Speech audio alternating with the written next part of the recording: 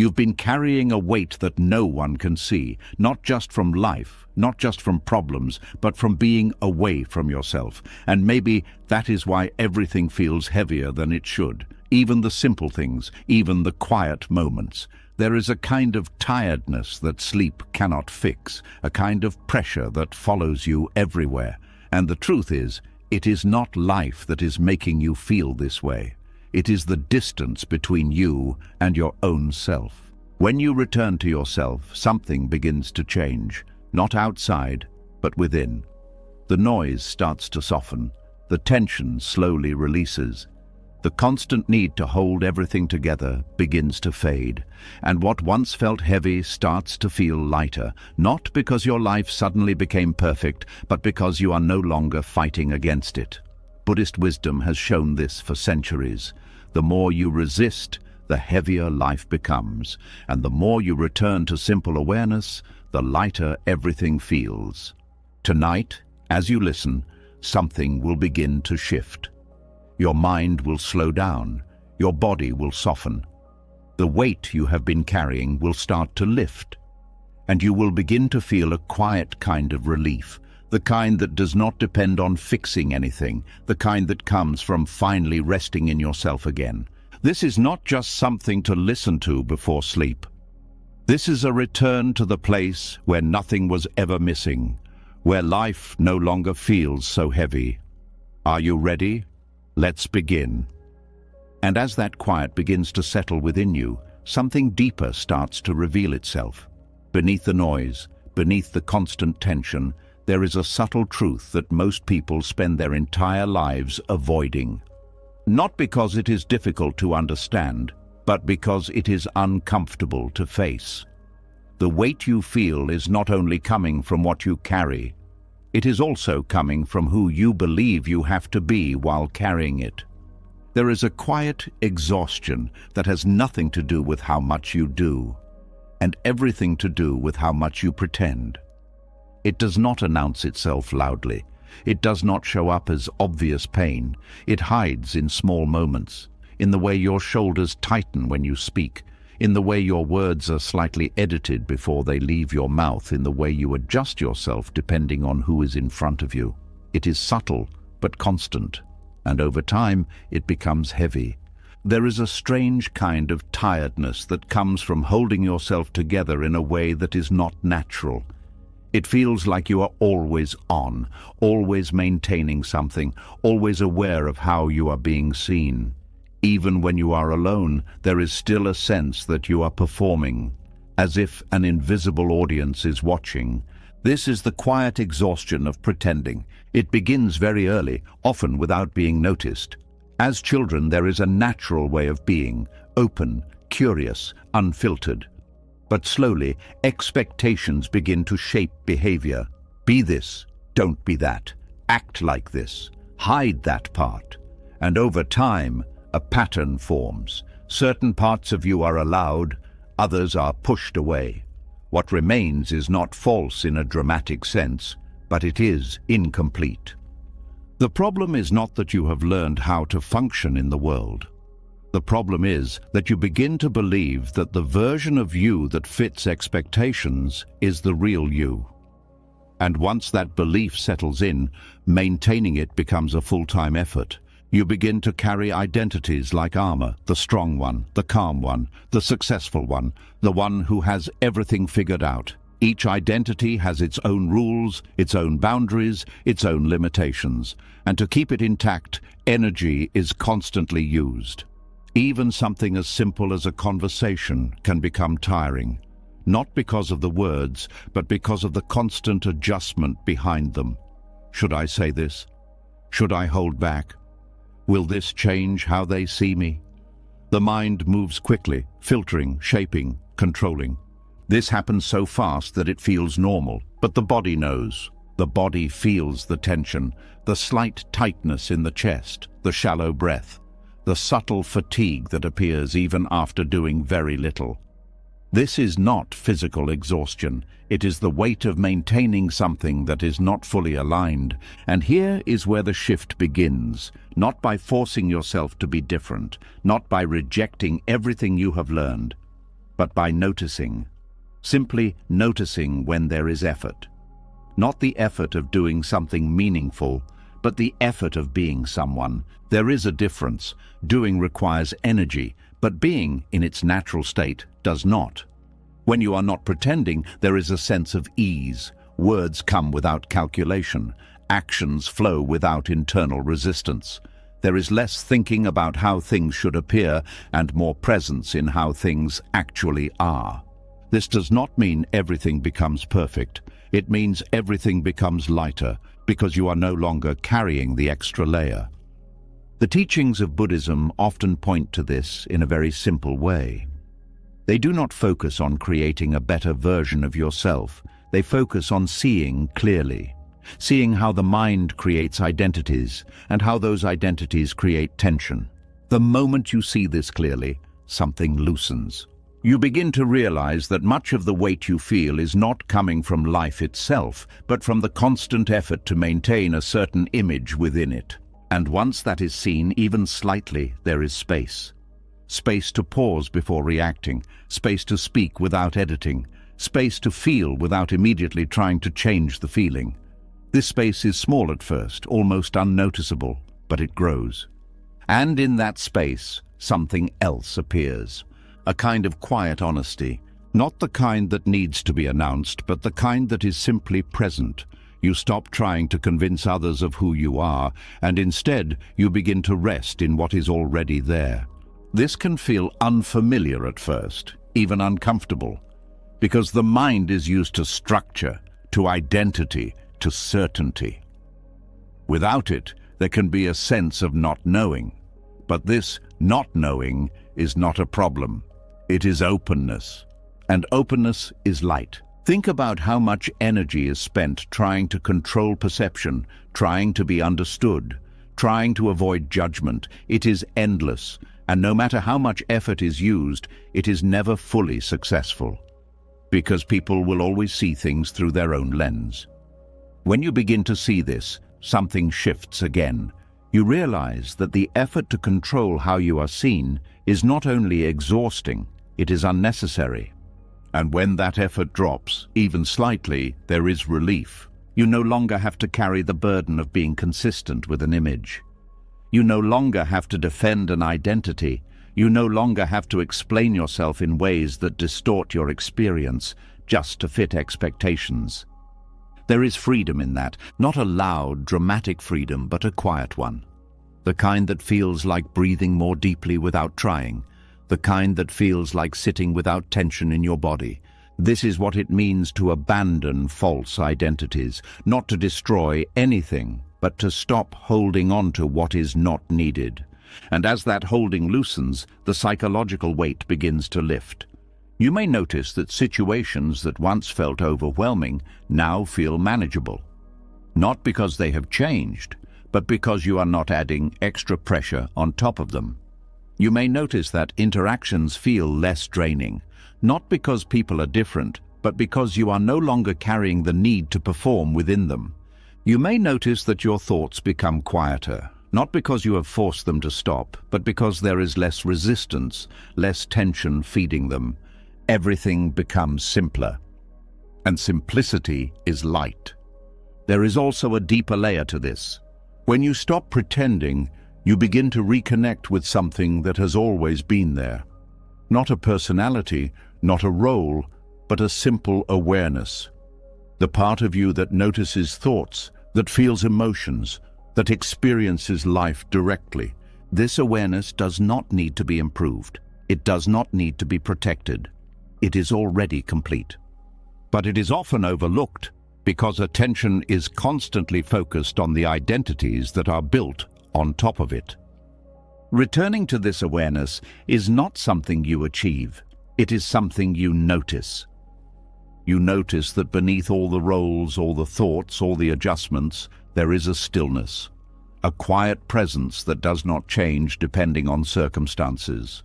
And when you rest in that, even briefly, the sense of heaviness fades, because that awareness does not carry weight. It does not hold on to past mistakes. It does not worry about future outcomes. It simply observes without judgment, without resistance. And in that observation, there is peace. This is why abandoning false identities feels like lifting something heavy. Because you are no longer identifying with what creates tension. You are returning to what is naturally at ease. This does not mean you stop participating in life. You still speak, act, decide, engage, but there is less attachment to how those actions define you. You are no longer trying to prove something through everything you do, and that changes everything. Life becomes less about maintaining a version of yourself and more about experiencing what is happening right now. And in that shift, something very simple but very powerful becomes clear. You were never meant to carry all of that weight. It was learned, it was built, it was maintained, and it can be released, not all at once, not perfectly, but gradually through awareness, each moment of noticing, each moment of letting go, each moment of choosing presence over performance. These moments add up. And over time, the heaviness that once felt permanent begins to dissolve, not because you have fixed yourself, but because you have stopped pretending to be someone you are not. And in that return, life begins to feel lighter again, and as that weight begins to fall away, something unexpected starts to come into view. When the effort of pretending loosens, when the pressure to maintain an image fades, there is a quiet space that opens up within you. It is subtle, almost easy to miss, but it is there. And in that space, a deeper question begins to rise. If you are not the roles you have been carrying, then who are you really? There is something within you that has been here long before any title was given to you, long before any expectation was placed on your shoulders, long before you learned what it means to succeed or fail. It has been quietly present through every stage of your life, watching, experiencing, aware. There is a part of you that has never needed to prove anything, and yet it has been forgotten. There is a strange feeling that begins to surface when you stop holding on to the roles you have been playing. At first, it can feel like emptiness, like something is missing, like you have lost a sense of direction. This happens because so much of identity has been built around labels. Without them, the mind feels uncertain. But this uncertainty is not a problem, it is the doorway. Most people have been taught to define themselves through external markers. Success becomes a description. Failure becomes a limitation. Expectations become a guide. And slowly, these labels begin to form a structure that feels solid, something to rely on. But this structure is not as stable as it seems. It changes constantly. What is considered success today may not hold the same meaning tomorrow. What feels like failure in one moment may later become a lesson. Expectations shift depending on who you are around, and because of this, the identity built on these things is always moving, always adjusting, never fully at rest.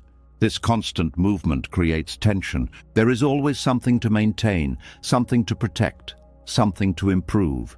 Even when things are going well, there is a quiet pressure to keep it that way.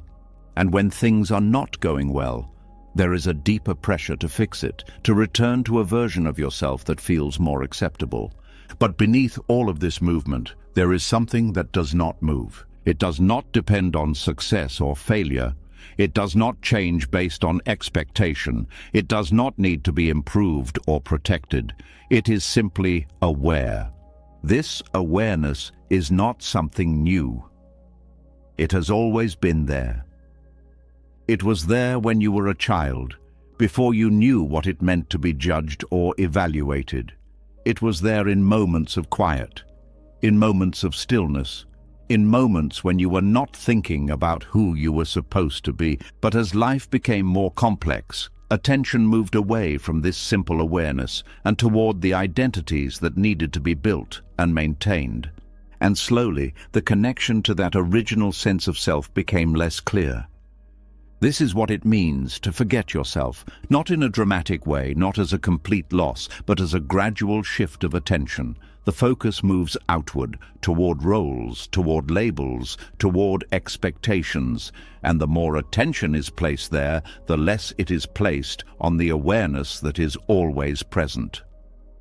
Returning to yourself is not about finding something new. It is about remembering what has been overlooked. It begins with noticing. Noticing that thoughts come and go, but something is always aware of them. Noticing that emotions rise and fall, but something remains present through all of it. Noticing that identities change depending on the situation, but something stays constant. This something is not a concept. It is not an idea. It is the simple experience of being aware. And when you begin to rest in this awareness, even briefly, something shifts. The need to define yourself begins to soften. You no longer feel the same urgency to label everything. You no longer feel the same pressure to fit into a specific identity. There is more space, more openness, more ease. This does not mean you stop participating in life. You still have responsibilities, you still have roles, but they are no longer who you are. They are simply things you move through. There is a difference between being a role and playing a role. When you are identified with a role, it feels heavy. It feels like something you have to carry at all times. But when you see it as something you are moving through, it becomes lighter. It becomes flexible. You can engage fully without being trapped by it. This is the freedom that comes from remembering the awareness beneath roles. There is also a quiet clarity that begins to appear. When you are not constantly filtering experience through labels, you begin to see things more directly. Without the need to categorize everything as good or bad, success or failure, right or wrong, there is a deeper understanding that emerges. You begin to notice that life is not as fixed as it once seemed. Situations change, people change, you change, and the labels that once felt so important begin to lose their grip. What remains is the experience itself, and when you are present with experience, without immediately trying to define it, there is a sense of lightness. There is less resistance, less tension, less need to control. This does not mean challenges disappear. It means they are no longer carrying the extra weight of identity. You are no longer thinking, this is happening to me, this says something about me, this defines me. Instead, there is a simpler recognition. This is happening. And that recognition is easier to hold. There is also a deeper sense of peace that begins to grow. Not because everything is perfect, but because you are no longer constantly measuring yourself against changing standards. The mind becomes quieter, not completely silent, but less crowded, less filled with comparisons, with judgments, with expectations. And in that quiet, something very simple becomes clear. You are already here. You do not need to become anything to exist. You do not need to achieve anything to be aware. You do not need to meet any expectation to be present. This may sound obvious, but it is rarely felt. Because most of the time, attention is focused on becoming rather than being. But when you return to awareness, even for a moment, you feel it. A sense of completeness that does not depend on anything external. This is not something that needs to be maintained. It is always available.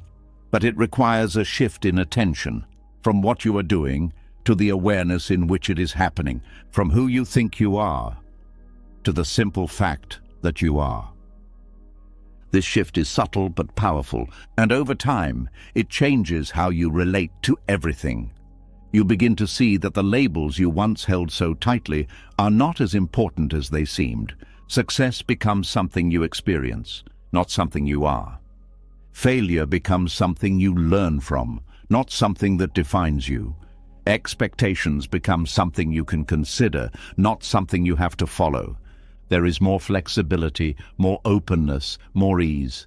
And with that, the heaviness continues to fade, because you are no longer carrying the weight of being someone. You are simply being. This does not mean you stop growing or learning. It means that growth is no longer driven by a need to fix yourself, but by a natural curiosity. It becomes lighter, more like exploration, less like pressure. And in that shift, life begins to feel different.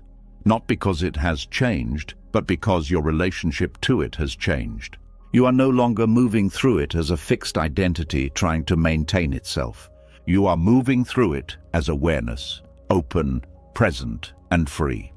And that freedom is not something you achieve, it is something you remember. It has always been there, beneath the roles, beneath the labels, beneath the expectations. Quiet, steady, unchanged, waiting to be noticed again. And the moment you notice it, even briefly, you understand something that words can only point to.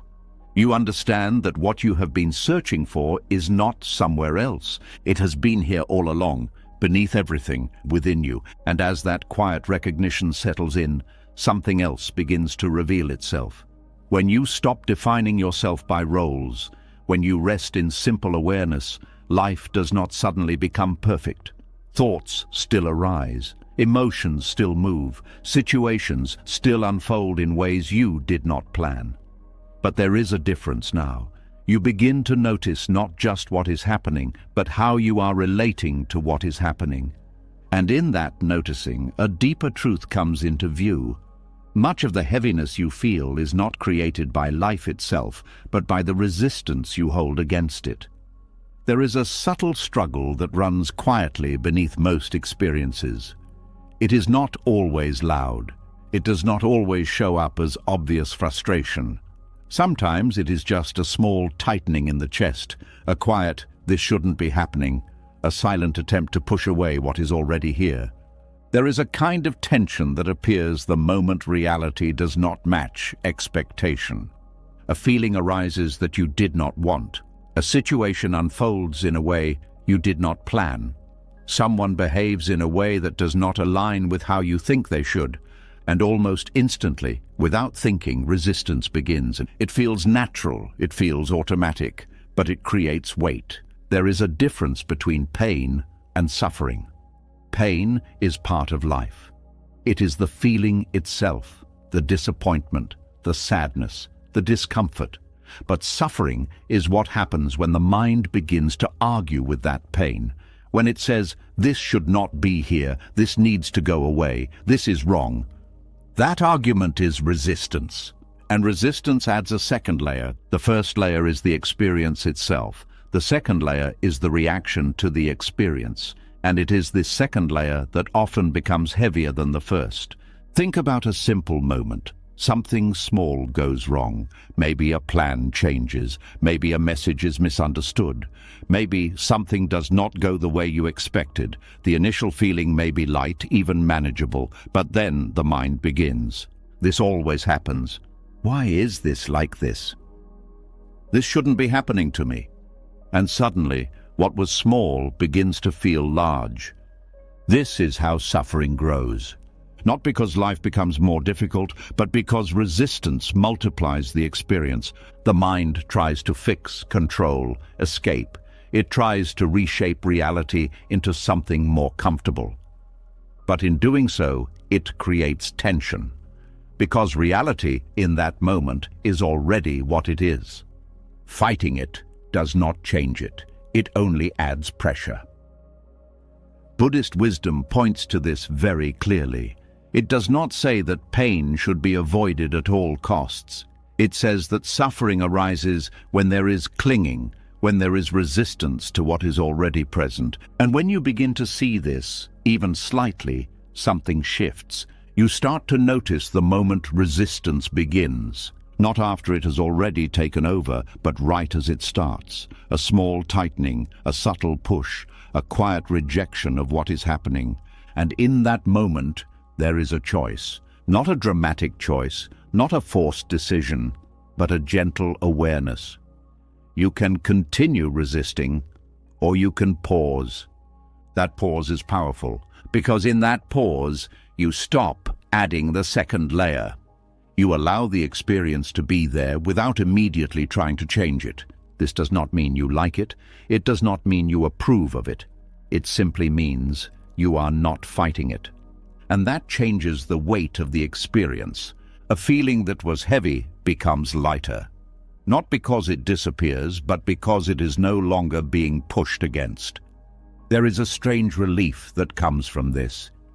At first, it can feel unfamiliar. The mind may still try to jump in, to analyze, to fix, to control. But when you gently return to simply observing, something softens. You begin to see that the experience itself is not as overwhelming as the resistance to it. This is not about becoming passive. It is not about accepting everything without action. It is about seeing clearly first, before reacting. When you see clearly, your response becomes more natural. Without resistance, actions are not driven by tension. They are not driven by fear or urgency. They arise from a place of clarity, and clarity is light. There is also something deeper that begins to unfold. When resistance drops even slightly, you begin to feel more connected to the present moment. Not because you are forcing yourself to be present, but because there is less pushing away from what is here. Presence is not something you create. It is what remains when resistance is not dominating your attention. And in that presence, there is space. Space to feel without being overwhelmed. Space to think without getting lost. Space to respond without reacting. This space changes everything. You begin to notice that even difficult experiences have a kind of flow. They arise, they move, they pass. But when resistance is added, they seem to get stuck. They linger, they repeat, they feel heavier than they are. Resistance creates the illusion of permanence. It makes a temporary feeling seem endless. But when you allow the experience to move naturally, without holding on to it or pushing it away, you begin to see its true nature. It changes. Everything changes. No feeling stays exactly the same. No situation remains fixed. But resistance makes it feel as though it does. This is why letting go of resistance is not about giving up. It is about allowing life to move. And when life is allowed to move, it feels lighter. There is less friction. There is also a kind of trust that begins to develop. Not a blind trust, not a forced belief, but a quiet understanding that not everything needs to be controlled, that you do not need to fight every moment that feels uncomfortable, that sometimes simply seeing clearly is enough. This trust reduces the constant tension of trying to manage everything. It allows you to rest more deeply in what is happening, and in that rest there is energy. The energy that was once used for resistance becomes available again. You feel less drained, less overwhelmed, more at ease. This does not mean life becomes easy. It means you are no longer making it harder than it needs to be. There is a subtle but powerful shift here. Instead of asking, "How do I get rid of this?" you begin to ask, "Can I allow this to be here, just for now?" That small change opens something. Because allowing does not mean the experience stays forever. It means you are not adding extra weight to it. And often when the extra weight is removed, the experience moves on its own. It softens, it changes, it fades. Not because you forced it, but because you stopped holding it in place through resistance. This is the quiet freedom that comes from seeing clearly.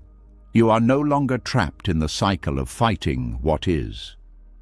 You are no longer carrying the additional burden of resistance. You are simply present with what is happening, responding when needed, resting when possible.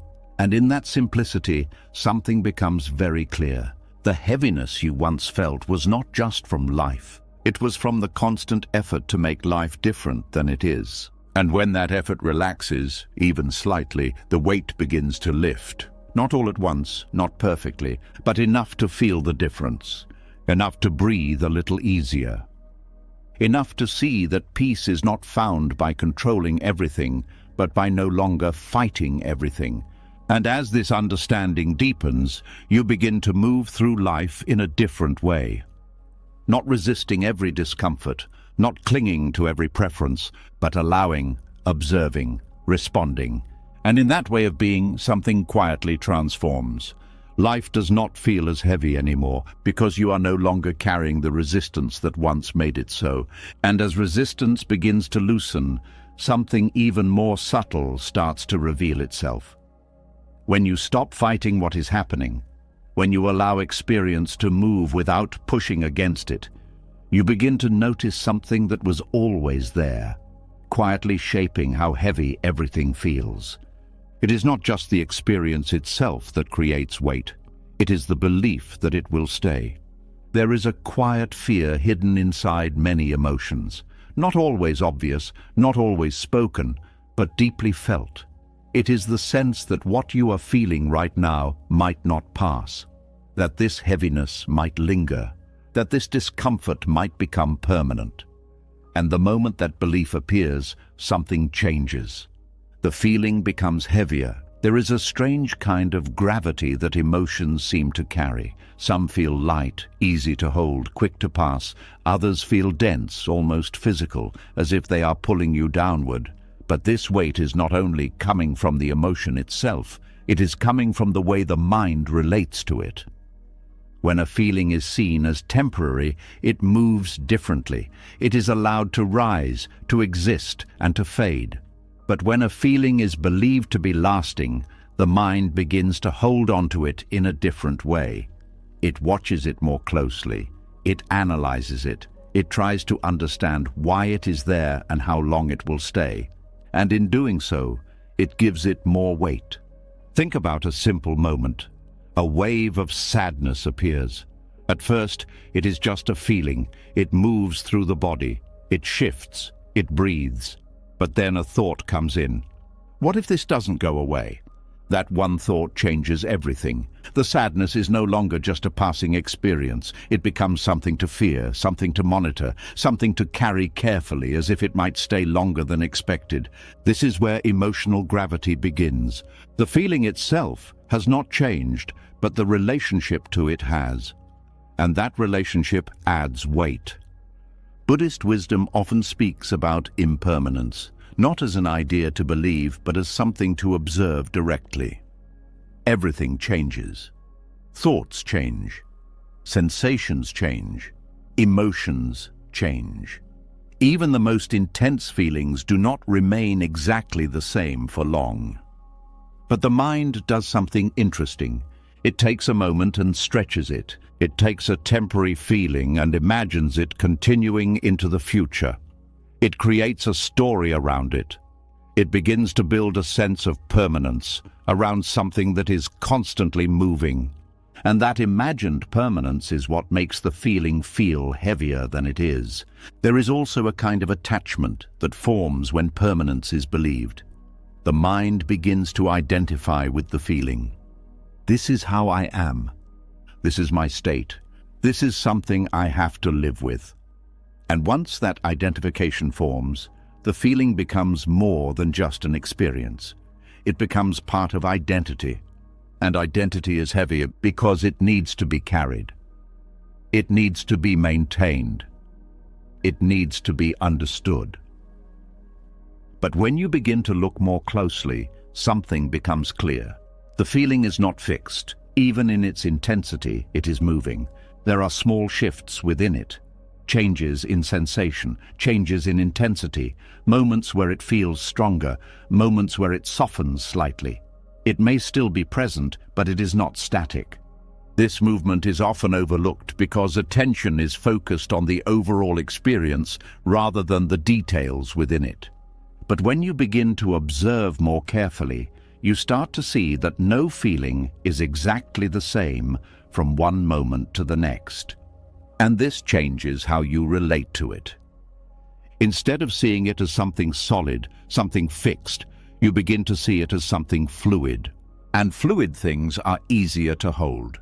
There is less fear when you see movement, less urgency to escape, less need to control. This does not mean the feeling disappears instantly. It means it becomes lighter because you are no longer treating it as permanent. There is also a deeper layer to this. When you believe a feeling will last, the mind begins to prepare for it. It creates tension in anticipation. It braces, it tightens. This anticipation adds another layer of weight. It is not just the feeling you are experiencing, but the imagined continuation of it that you are reacting to. And that imagined future often feels heavier than the present moment itself. But when you return to what is actually here, without projecting it forward, something shifts. You see the feeling as it is now, not as it might be later. And in that clarity there is space. Space for the feeling to move, space for it to change, space for it to pass in its own time. There is a quiet relief in this. Not because the feeling is gone, but because it is no longer being held in a fixed way. You are no longer trying to predict its duration. You are simply allowing it to be what it is in this moment. And that allowance reduces the weight. There is also something important to understand about how the mind remembers emotions. When a feeling is experienced, it leaves a kind of imprint, not the exact feeling, but a memory of it. And when that memory is revisited, it can bring back a version of the original emotion. This creates the illusion that emotions are stacking, that they are accumulating over time. But in reality, each emotional experience is new. It may be similar to previous ones, but it is not the same. What creates the sense of accumulation is the repeated revisiting of the memory. And each time the memory is revisited, the feeling is reactivated. This makes it seem as though the emotion has been continuous, when in fact it has been recreated. Understanding this changes how you relate to emotional weight. You begin to see that what feels like a long-lasting heaviness is often a series of repeated moments, each one being reactivated by thought. And when this is seen clearly, something loosens. You no longer feel as though you are carrying a single, unbroken weight. You begin to see the gaps, the spaces where the feeling is not present, the moments where it softens, the times where it disappears completely, even if briefly. And those gaps matter, because they show you that the feeling is not permanent. They show you that it moves, that it changes, that it comes and goes. And this understanding reduces fear, because what is not permanent does not need to be held so tightly. There is also a shift in how you relate to intensity. When a feeling is strong, the mind often reacts with urgency. This is too much. I can't handle this. This needs to stop. But when you understand that intensity does not mean permanence, the reaction changes. You begin to see that even intense feelings rise and fall. They may feel overwhelming in the moment, but they do not stay at that level. They peak and then they move. And when you allow that movement without resisting or trying to fix it immediately, the experience becomes more manageable. Not because it is less intense, but because it is not being held as something that will last forever. This is the quiet shift from emotional gravity to emotional flow, from heaviness to movement, from permanence to impermanence. And in that shift, something very simple becomes clear. Feelings are not the problem. The belief that they will stay is what makes them feel heavy. When that belief softens, even slightly, the experience changes. There is more space, more ease, more ability to be with what is happening without feeling overwhelmed by it. And this does not require effort. It requires noticing how the mind turns moments into permanence, noticing how it holds on to feelings as if they are fixed, noticing how that holding creates weight, and gently, without force, allowing that holding to relax. Each time it relaxes, even a little, the weight lifts. Not completely, not instantly, but enough to feel the difference, enough to breathe more freely, enough to see that what once felt heavy is not as solid as it seemed. And over time, as this understanding deepens, your relationship to emotions changes. You are no longer afraid of them in the same way. You are no longer trying to escape them immediately. You are simply allowing them to move.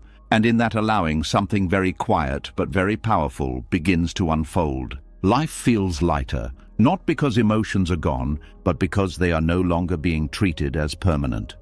They are seen for what they are: passing, changing, moving. And when you see that clearly, the gravity they once held begins to disappear, leaving behind something much simpler, something much lighter, something that was always there, beneath the weight. A sense of ease that does not come from controlling feelings, but from understanding their nature. And in that understanding, you continue to return to yourself, more deeply, more gently, more freely. And as you begin to see that emotions are not permanent, that they move and shift on their own, another layer quietly comes into focus. Even when a feeling is allowed to move, even when you are no longer afraid of how long it will last, there is still something that can make it feel heavier than it truly is. It is not the feeling itself. It is the way the mind claims it. There is a subtle habit that happens almost instantly, so quickly that it feels natural. A feeling arises, and without noticing, a label is placed on it. My pain, my anxiety, my sadness.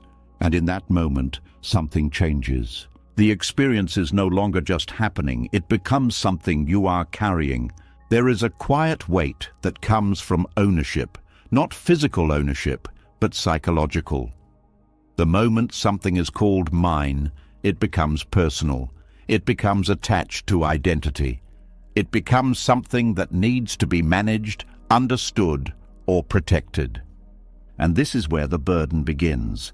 There is a difference between feeling pain and calling it my pain. Feeling pain is direct. It is immediate. It exists in the moment. But calling it my pain creates a layer around it. It adds a sense of possession, a sense of self wrapped around the experience. And that layer adds weight, because once something is seen as mine, it is no longer just passing through. It becomes something you are responsible for. Something you need to hold on to or get rid of or fix. The mind begins to build a story. Why is this happening to me? What does this say about me? How do I get rid of this? And suddenly, what was a simple experience becomes complicated. This is how mental ownership turns light experiences into heavy ones. Buddhist teachings often point to the idea that there is no fixed self behind experience, not in a way that denies your existence, but in a way that questions the assumption that everything that arises belongs to a solid, unchanging identity. When a feeling appears, it is not owned in the way the mind believes. It arises, it is felt, and it passes. But the mind does something different. It takes that feeling and attaches it to a sense of me. And once that attachment is made, the experience changes. It becomes something personal, something that defines you, something that needs to be dealt with. But if you look closely, something interesting becomes clear. The feeling does not actually say it belongs to you. It does not come with a label attached. It is simply there. The label is added by thought. And when that is seen, even briefly, something loosens. You begin to notice that the experience itself is not as heavy as the story around it. There is also a kind of pressure that comes from ownership. When something is seen as yours, there is an expectation that you should be able to control it. My anxiety should be managed. My sadness should be resolved. My stress should be reduced. And when control is not possible, frustration appears. Why can't I fix this? What is wrong with me? Why is this still here? This creates another layer of suffering. Not only is the feeling present, but there is also a sense of failure around not being able to change it. But when ownership is questioned, that pressure begins to fade. Instead of seeing the feeling as something that belongs to you, it becomes something that is happening. Not my anxiety, but anxiety is present. Not my sadness, but sadness is here. This small shift changes the entire experience, because when something is not owned, it is not as heavy. It does not need to be controlled in the same way. It does not need to be fixed immediately. It can be observed, allowed, and understood. There is more space, more distance. Not distance in the sense of disconnection, but distance in the sense of clarity. You are no longer completely inside the experience. You are aware of it. And awareness is lighter than ownership. There is also something important to notice about how ownership creates continuity. When a feeling is labeled as mine, it becomes part of a larger story. It connects to past experiences. I've always felt this way. This is something I struggle with. This is part of who I am. And this creates the sense that the feeling is ongoing, that it has been there for a long time, that it will continue into the future. But in reality, each experience is happening in the present. It may feel similar to previous ones, but it is not the same. Ownership ties these moments together into a single narrative, and that narrative makes the experience feel heavier. Because it is no longer just this moment, it becomes all moments.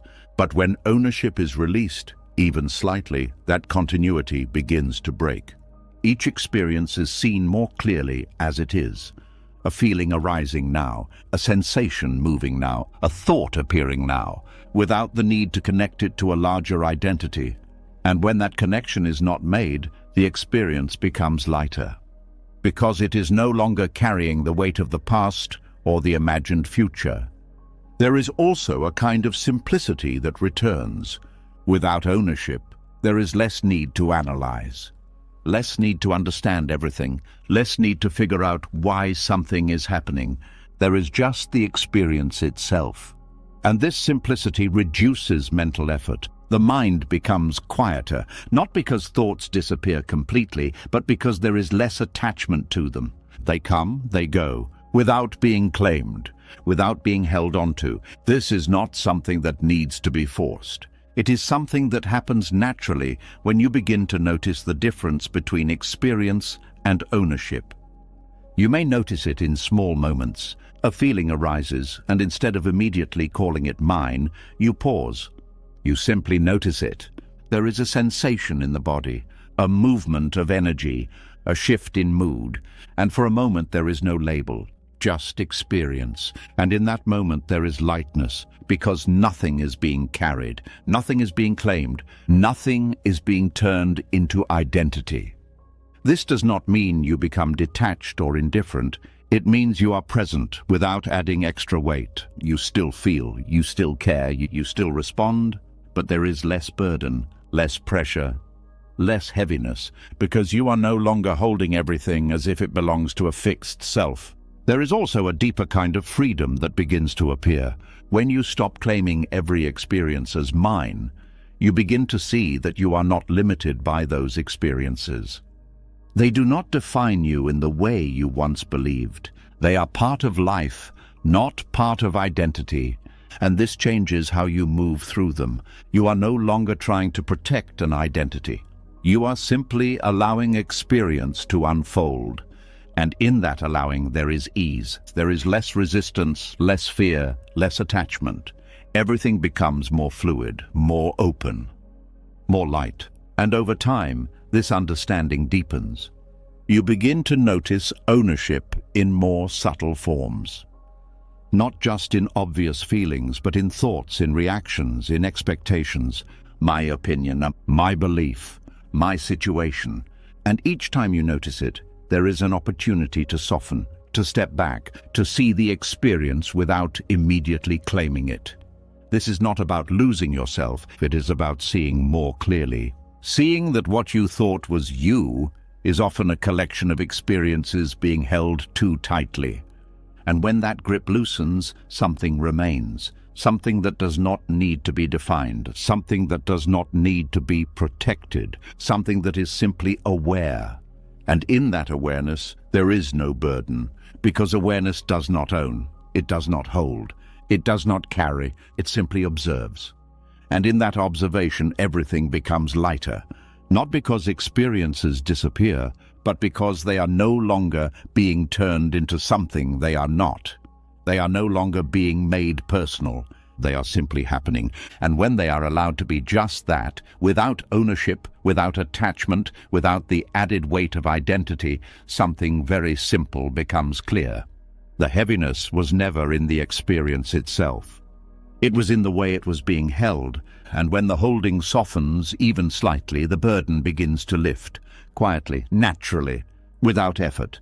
And as this continues, you find yourself returning even more deeply to that place within you that does not need to claim anything, that does not need to carry anything, and that simply is. And in that place, life feels lighter, because nothing is being held as mine. Everything is simply passing through, and you are no longer weighed down by what was never yours to carry. And as the grip of ownership begins to loosen, something even quieter starts to appear. When you stop calling every feeling mine, when you stop holding every experience as part of your identity, there is a small space that opens up. It may feel unfamiliar at first, almost like stepping back from something you were deeply inside of. In that space, you begin to notice something you may have overlooked for a long time. You are not the thoughts that pass through your mind. There is a strange moment when you first see this clearly. A thought appears, just like it always has. But instead of being pulled into it, instead of following it automatically, there is a pause. And in that pause, you notice something simple but powerful. You are aware of the thought, and that changes everything. There is a quiet kind of relief that comes when you realize that not every thought needs to be followed. Not every thought needs to be believed.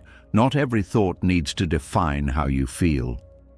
Most of the time, thoughts move quickly. One leads to another, and before you notice, you are deep inside a chain of thinking. It feels like you are inside the thought, as if it has pulled you into its world.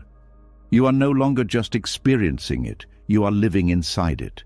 This is what it means to be consumed, and when you are consumed, there is very little space. Everything feels immediate, everything feels real, everything feels important. But when you return to the observer, something shifts. The thought is still there, but you are not inside it in the same way. You are watching it. This is not something you create, it is something you notice. The observer has always been there. Even when you were lost in thought, there was something that was aware of that experience, but attention was focused on the content of the thought, not on the awareness itself.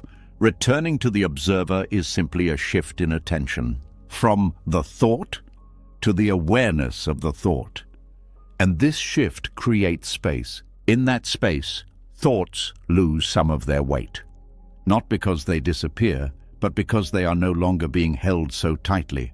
There is less urgency, less need to react, less pressure to figure everything out immediately. This does not mean thoughts stop coming. They continue just as before, but your relationship to them changes.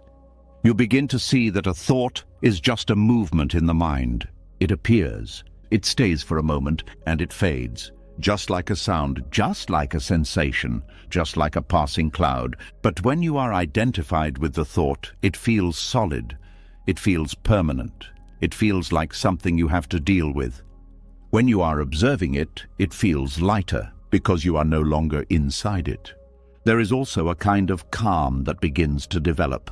Not a forced calm, not something you try to create, but a natural calm that comes from not being pulled in every direction by every thought. You begin to notice that you can let a thought pass without following it. It comes and you see it. It stays and you allow it. It goes and you do nothing. This simple process creates a sense of ease because you are no longer trying to control the mind. You are simply observing it, and observation is lighter than control. There is also something important to understand here. Observing a thought does not mean rejecting it. It does not mean pushing it away or trying to silence it. It means allowing it to be there without becoming it. There is a difference. When you reject a thought, you are still engaged with it. You are still giving it attention, but when you observe it, you are not feeding it. You are simply aware. And in that awareness, the thought loses momentum and it moves on its own, without needing to be pushed, without needing to be held. This is where a deeper kind of freedom begins. You are no longer trapped in every thought that arises. You are no longer reacting to every mental movement. You are simply witnessing. And witnessing creates distance, not a cold distance, not a disconnected distance, but a clear distance. a space where you can see things as they are. There is also a shift in how you experience emotions, because thoughts and emotions are closely connected. A thought can trigger a feeling can trigger more thoughts, and this cycle can continue without pause. But when you return to the observer, this cycle begins to slow down. You see the thought before it fully develops. You notice the feeling before it takes over. And in that noticing, there is space to respond differently, not by forcing a change, but by not automatically continuing the pattern. This breaks the cycle, not completely, not instantly, but gradually.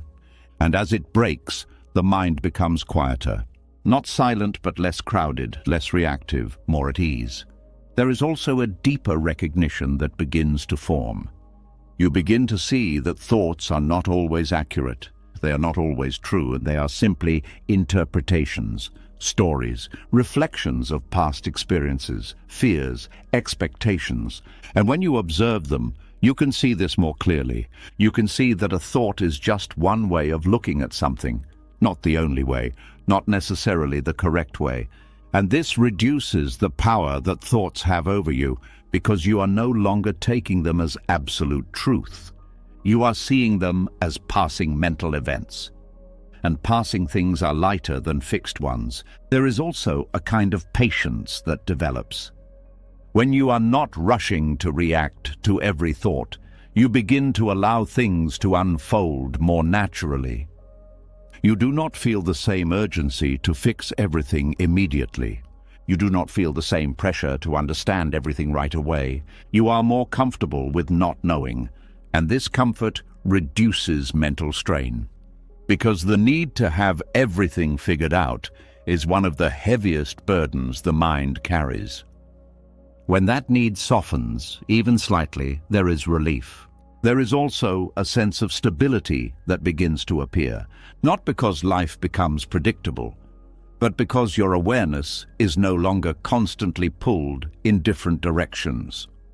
You are more grounded, more present, more steady, even when thoughts are active, even when emotions are moving.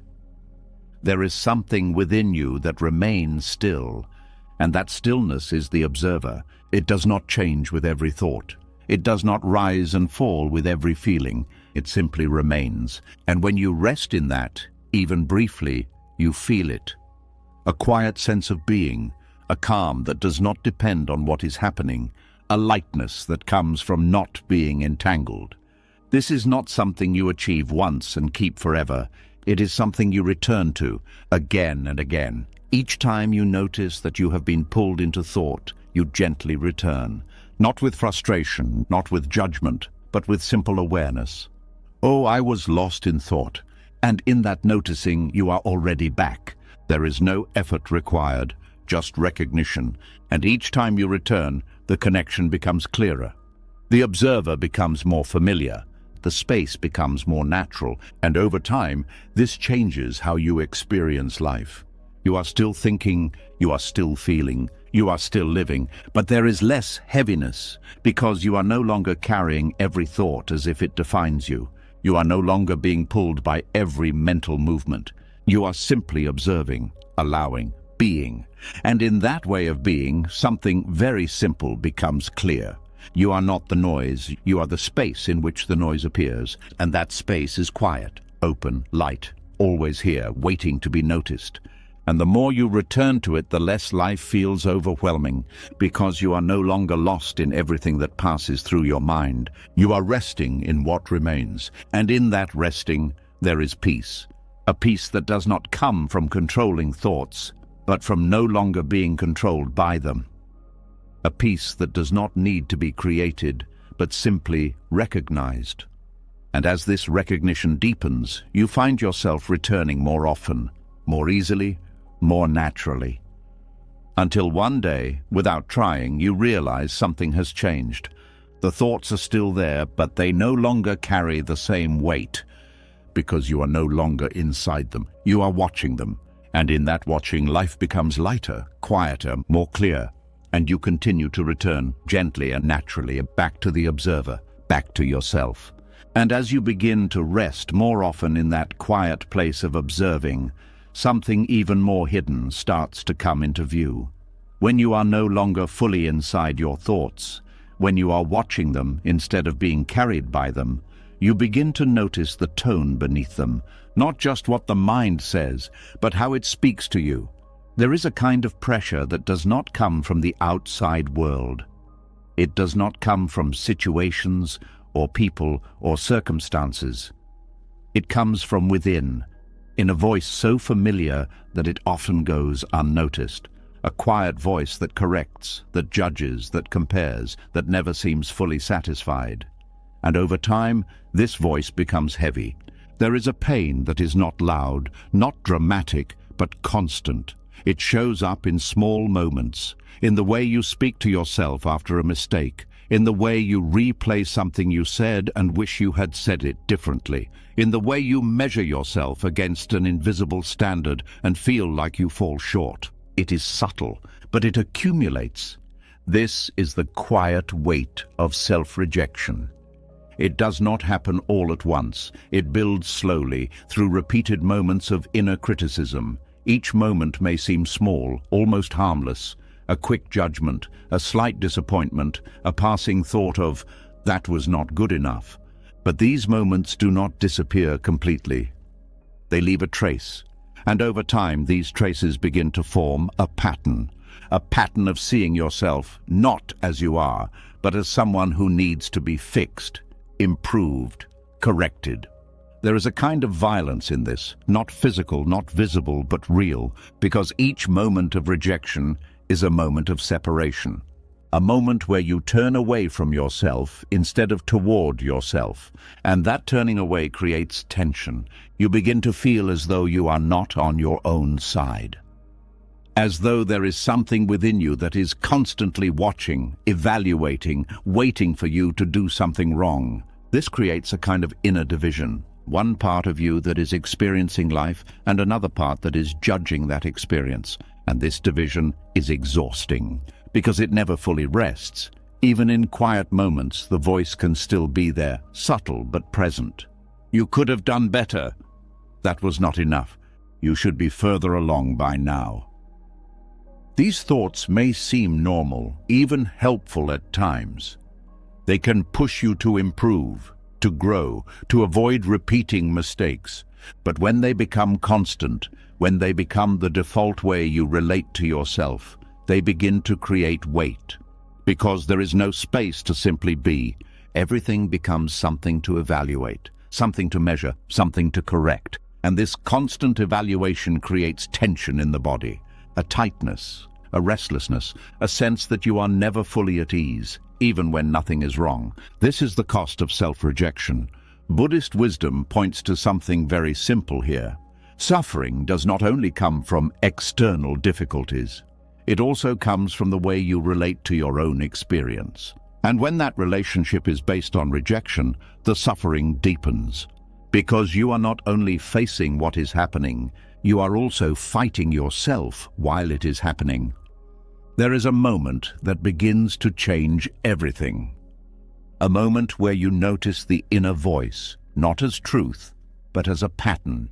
You hear the criticism, but instead of immediately believing it, you pause, you observe it, just like you observed thoughts before. And in that observation, something becomes clear. The voice is not you, it is a learned pattern, a repetition of ideas, expectations, standards that have been absorbed over time. It may sound familiar, it may feel convincing, but it is not your essence. It is something that has been built. And what has been built can be seen, and what can be seen can begin to loosen. There is a quiet shift that happens when you stop identifying with that voice. It does not disappear immediately. It may still appear, still speak, still criticize. But it no longer has the same authority. It becomes just another thought. And when it is seen that way, it loses some of its weight. There is also a different way of relating that begins to emerge. Instead of rejecting yourself in moments of difficulty, you begin to allow. Not in a passive way, not by ignoring what needs to be improved, but by removing the harshness. You begin to see that growth does not require rejection, that change does not require criticism, that you can move forward without turning against yourself. This changes the internal environment. It becomes less hostile, less tense, more open, and in that openness there is space for something new, a kind of quiet support, not loud encouragement, not forced positivity, but a simple presence that does not attack. That allows mistakes without turning them into identity. That sees imperfections without making them personal failures. This presence is gentle, and that gentleness reduces weight, because you are no longer carrying the pressure of being perfect. You are no longer fighting against your own experience. You are simply moving through it. There is also a deeper understanding that begins to form. You begin to see that much of what you criticize in yourself is based on comparison. Comparison to others, comparison to an ideal, comparison to a version of yourself that exists only in thought. And these comparisons create distance. Distance between where you are and where you think you should be. And that distance feels heavy. But when you step out of comparison, even briefly, something shifts. You return to what is actually here, not what should be, not what could be, but what is. And in that return, there is less pressure. Because you are no longer measuring yourself against something that is not real. You are simply present. There is also a kind of forgiveness that begins to appear, not as something you force, but as something that naturally arises when you stop holding on to criticism. You begin to see that you have been doing the best you can with the understanding you had at the time. That mistakes were not signs of failure, but part of the process of learning. And this understanding softens the way you relate to your past. You are no longer carrying it as a weight. You are seeing it as part of your path. And this lightens the present, because you are not dragging old judgments into current moments. You are allowing things to be as they are. There is also a physical effect. When self-rejection softens, the body relaxes. The tightness in the chest eases. The breath becomes deeper. The constant low-level tension begins to fade, because the body is no longer responding to internal attack. It is no longer bracing against its own experience. It is simply being, and that being feels lighter. There is also a sense of safety that begins to grow. Not safety from the outside world, but safety within.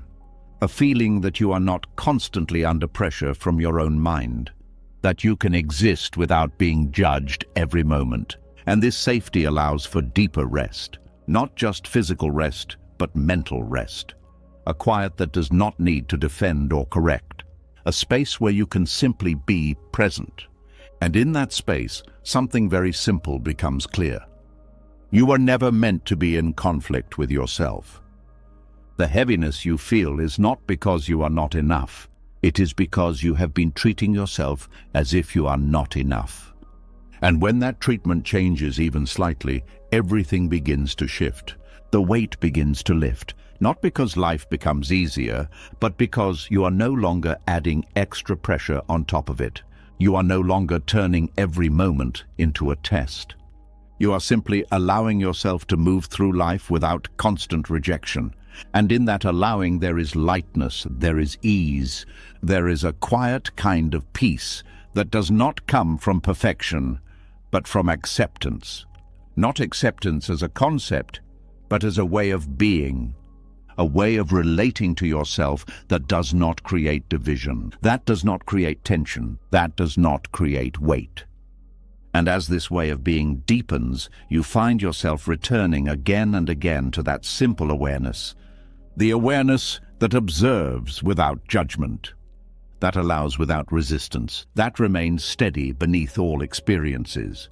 And in that awareness there is no rejection, there is only presence. And that presence is light, always here, always available, waiting not to change you, but to remind you that you were never meant to carry the weight of being against yourself. And the moment you stop, even for a second, you feel it. The heaviness softens, the tension fades, and something within you relaxes, as if it has been waiting for this all along.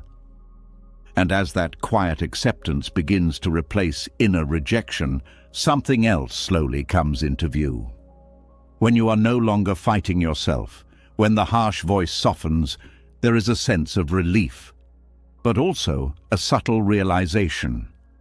For a long time, it was not just self-criticism that created weight, it was also the constant feeling that where you are right now is not enough. There is a quiet habit that most people live inside without ever questioning it, the belief that peace exists somewhere ahead, not here, not now, but later. There is a subtle tension that appears when you believe that who you are in this moment is incomplete, that something is missing, that there is a better version of you waiting in the future, and once you reach that version, everything will finally feel right. It sounds harmless, even motivating, but it creates distance between you and this moment. There is always something to fix, something to improve, something to become. And while growth itself is not the problem, the constant sense that you are not yet where you need to be creates pressure. Because the present moment becomes a stepping stone, not a place to rest. There is a quiet dissatisfaction that follows this way of thinking.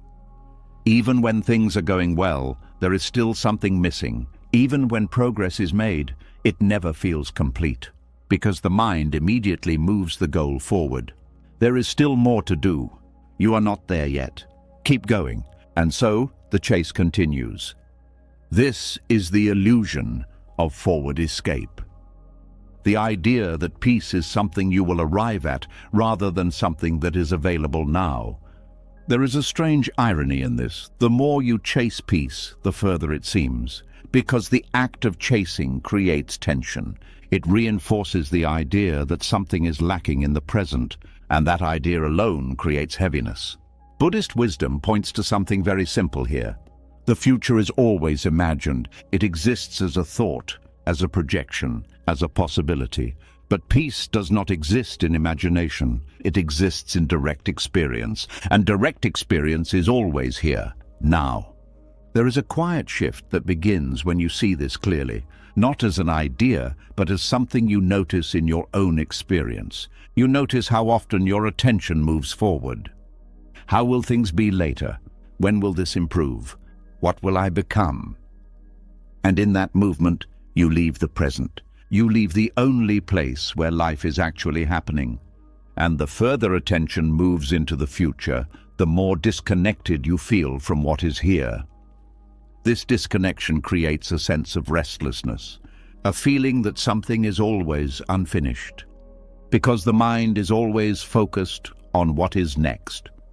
There is also a subtle rejection of the present moment, not in a loud way, but in a quiet way, a feeling that this moment is not enough, that it needs to be different, that it needs to be improved.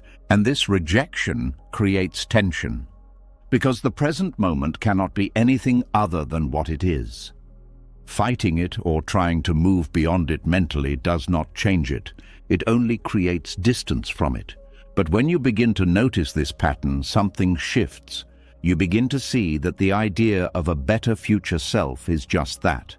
An idea, a mental image, a projection created by thought, and while it can be useful in certain ways, it can also become a trap, because it keeps you moving forward without ever allowing you to arrive.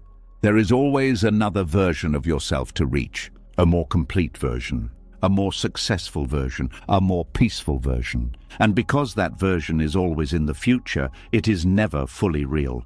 It is always just out of reach. This creates a loop. You move forward, but you never feel settled. You improve, but you never feel complete. You grow, but you never feel at rest, because rest is always postponed. There is also something else that happens. When you are constantly focused on becoming, you begin to overlook being. You overlook the simple experience of this moment, the breath, the sensations in your body, the quiet presence that is always here. These things are not dramatic, they are not exciting, but they are real. And when attention returns to them, there is a different kind of peace. A peace that does not depend on becoming something else. a peace that is already here. This does not mean you stop growing. It does not mean you abandon goals or stop improving your life. It means that growth is no longer driven by a sense of lack. It becomes something natural, something that arises from curiosity, from interest, from engagement with life, not from the pressure to become enough. There is a difference between growing because you are not enough and growing because you are already whole. One creates tension, the other creates flow. When you grow from a place of lack, every step feels heavy because it is tied to identity. It is tied to proving something. But when you grow from a place of presence, every step feels lighter because it is not about becoming someone else. It is about expressing what is already here.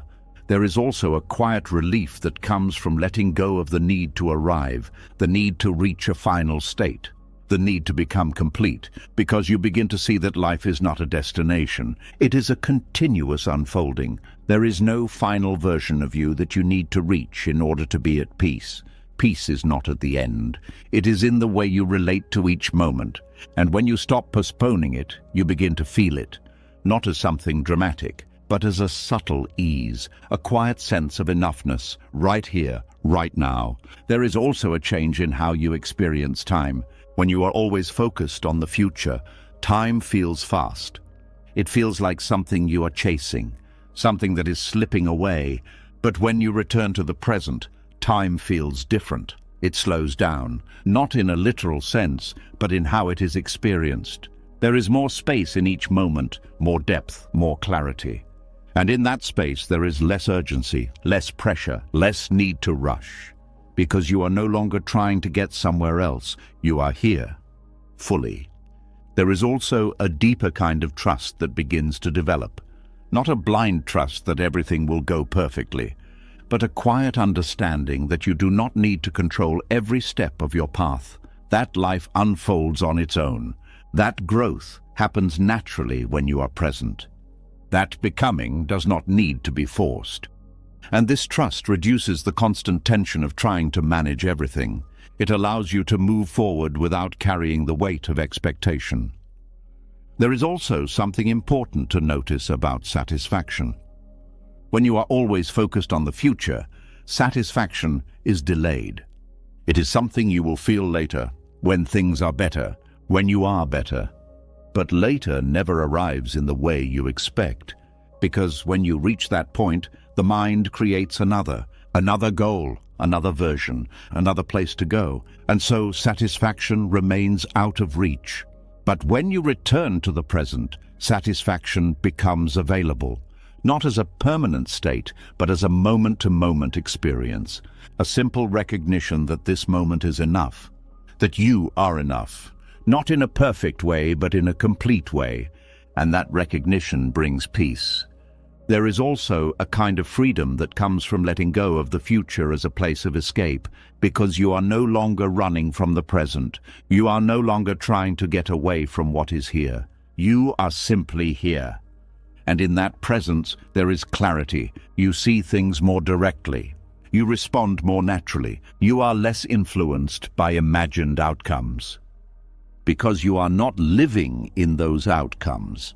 You are living in what is actually happening. And this changes everything. Life becomes less about reaching and more about experiencing. Less about becoming and more about being. Less about escaping and more about allowing. And in that shift, something very simple becomes clear. The peace you were looking for in the future was never there. It was always here, hidden beneath the constant movement of the mind, hidden beneath the belief that you needed to become something else. And the moment that belief softens, even slightly, the distance disappears. You are no longer chasing, you are no longer escaping. You are simply present, and in that presence, life feels lighter. Not because everything is resolved, but because you are no longer carrying the weight of needing it to be. You are here, fully, without needing to be somewhere else, and that is enough, more than enough. It is everything, and as you rest in that, you begin to see that the journey you thought was ahead of you has always been right where you are, waiting, not for you to arrive, but for you to stop leaving. And as the need to chase a future version of yourself begins to fade, something softer begins to take its place. When you are no longer trying to escape the present, when you are no longer pushing yourself toward an imagined destination, there is a quiet shift that happens. You begin to notice how much effort you are using just to move through life.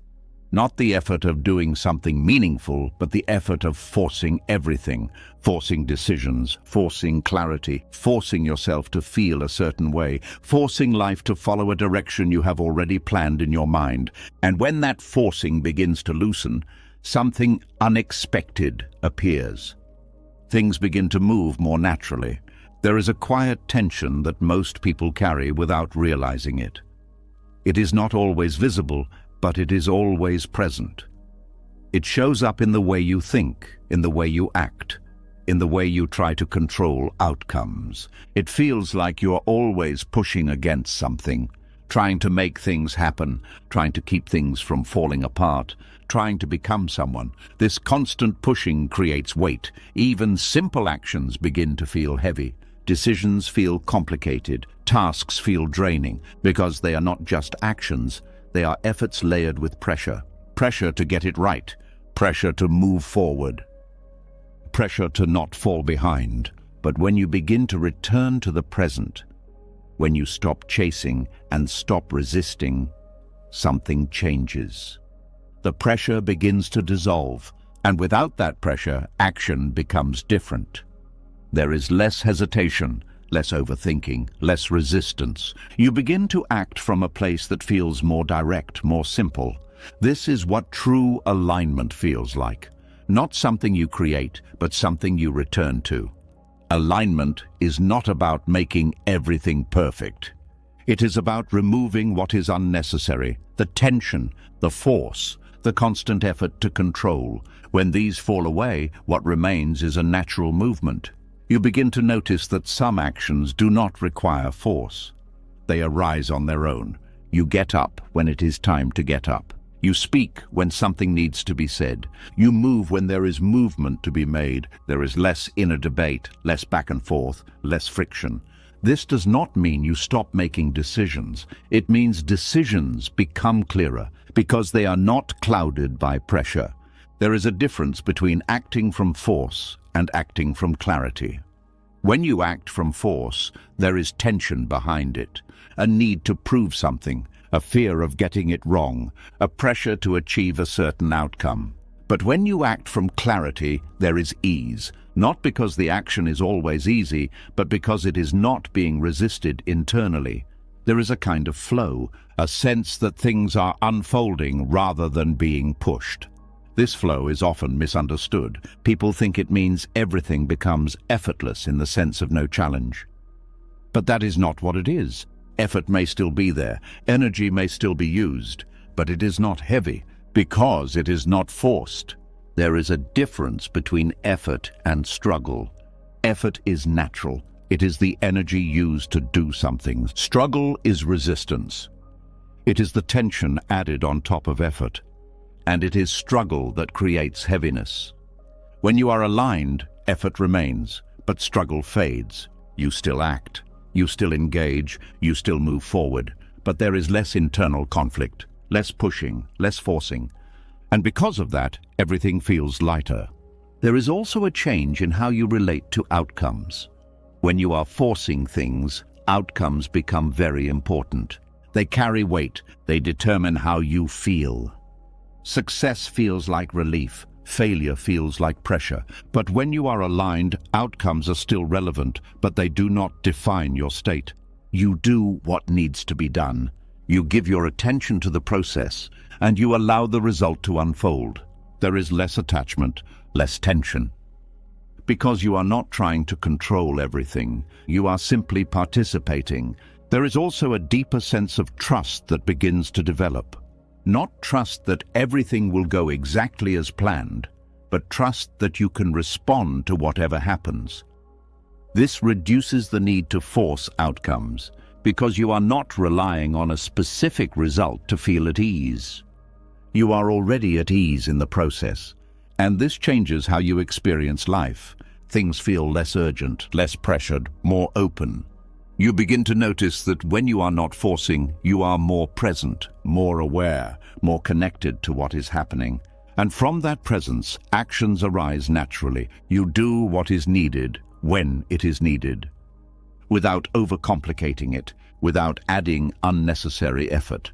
There is also a physical aspect to this. When you are forcing, the body tightens. The breath becomes shallow. There is tension in the muscles, a sense of pushing. But when you are aligned, the body softens, the breath deepens.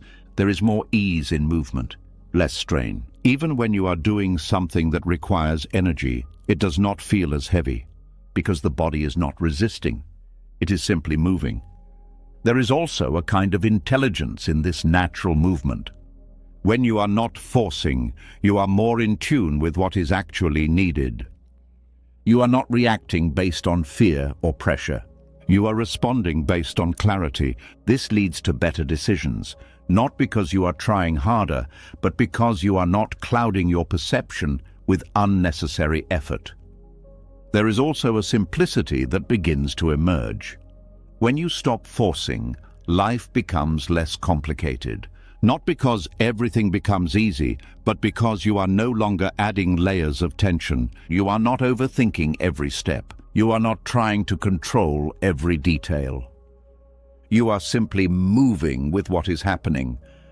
And this simplicity reduces mental load. The mind becomes quieter, less busy, more clear. There is also a kind of freedom that comes with this, because you are no longer bound by the need to force everything. You are free to act, but also free to pause, free to move, but also free to rest. There is no constant pressure pushing you forward, only a natural rhythm, and in that rhythm, there is balance. You begin to trust that not everything needs to be done right now, that not everything needs to be solved immediately, that things can unfold in their own time.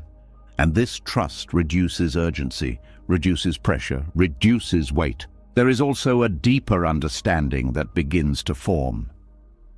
You begin to see that much of what you thought required force was actually being complicated by resistance.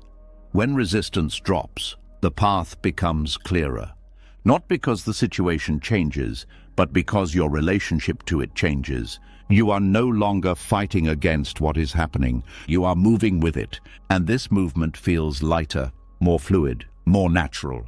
There is also a shift in how you experience yourself. You are no longer trying to be a certain way. You are simply being. Actions arise from that being, not from a need to prove something, not from a fear of being something else, but from a natural expression of what is present. And this expression feels authentic. It feels real, because it is not forced. There is also a kind of quiet satisfaction that comes with this. Not the satisfaction of achieving something, but the satisfaction of moving through life without unnecessary strain, of doing what needs to be done without carrying extra weight, of being present without trying to control everything. And this satisfaction is steady. It does not depend on outcomes. It does not fluctuate with success or failure. It is simply there, because it comes from alignment. And as this alignment deepens, something very simple becomes clear. Life does not need to be forced. It can be lived, fully, naturally, without the constant pressure to make everything happen a certain way. And when you stop forcing, you begin to see that much of what you were trying to create was already available. Clarity, ease, flow. They were not things you had to build. They were things that appear when resistance and pressure fall away. And in that appearance, life feels lighter. Not because you are doing less, but because you are no longer adding unnecessary effort to everything you do. You are simply moving, acting, responding, being. And in that state, something shifts. The weight you once carried begins to disappear, not all at once, but steadily, naturally, as you continue to return to that place within you where action does not come from force, but from alignment. And in that place, life flows, quietly, effortlessly, as it was always meant to. And as life begins to flow with less force, as actions start to arise more naturally without constant pressure, another layer quietly reveals itself. Even when you stop pushing, even when you begin to move with more ease, there can still be a subtle tension beneath it all, a tension that is not always obvious, but always present. The need to control. There is a quiet tightening that happens when things feel uncertain. It does not always show up as panic or fear. Sometimes it is just a small urge to adjust, to fix, to manage, to make sure everything stays within a certain direction, and over time this urge becomes exhausting. There is a kind of fatigue that does not come from doing too much, but from trying to control too much. It is not the action itself that drains you, but the constant need to make sure everything goes a certain way. There is a pressure that builds when you believe that things must be handled perfectly, that outcomes must be managed, that nothing should fall out of place. And this belief creates a constant state of tension, because life does not move in straight lines. It changes, it shifts. It unfolds in ways that cannot always be predicted. And when you try to control something that is constantly changing, the effort never ends. There is always something to monitor, something to adjust, and something to worry about, and this creates a continuous drain. The mind becomes busy, not just with thinking but with managing, planning ahead, replaying the past, trying to prepare for every possible outcome. And even when nothing is happening, the mind is still working, still trying to stay ahead, still trying to keep everything under control. This is the hidden tension of control. It feels like responsibility, it feels like awareness, but beneath it there is strain, because control is not stable. It requires constant effort. There is also a fear that sits quietly underneath the need for control. The fear of things going wrong, the fear of uncertainty, the fear of not being able to handle what comes next. And to avoid that fear, the mind tries to stay in charge. It tries to predict, to plan, to prevent. But this creates another layer of pressure, because no matter how much you plan, there are always things you cannot control. And when those things happen, the mind tightens even more, trying harder, pushing more, adding more effort. This is where fatigue deepens, not from life itself, but from the constant attempt to manage it. There is a moment that begins to change everything, a moment where you notice the effort. Not the action, but the strain behind it, the subtle tension in your body, the tightness in your thoughts, the feeling that you are holding something together. And in that noticing, something shifts. You begin to question, do I really need to control this? Not in a careless way, not by ignoring what matters, but by seeing clearly what is actually within your influence and what is not. There is a difference. Some things require action, some things require attention, but many things are simply unfolding. And trying to control them does not change the outcome. It only adds tension. When you begin to see this, even slightly, the grip loosens. You stop holding everything so tightly. You allow some things to be as they are. And in that allowing, there is relief. There is less pressure, less urgency, less need to manage every detail. This does not mean you stop caring. It means you stop over-controlling. You still act where action is needed, but you do not carry the weight of trying to control everything. There is also a shift in how you relate to uncertainty. Before, uncertainty felt uncomfortable, something to avoid and something to fix. But when control begins to soften, uncertainty becomes different. It becomes space, space for things to unfold, space for life to move. And this space is lighter than control because it does not require constant effort. It allows movement. There is also a deeper trust that begins to grow. Not a blind trust that everything will go perfectly, but a quiet understanding that you do not need to control everything to be okay. That you can respond to what happens.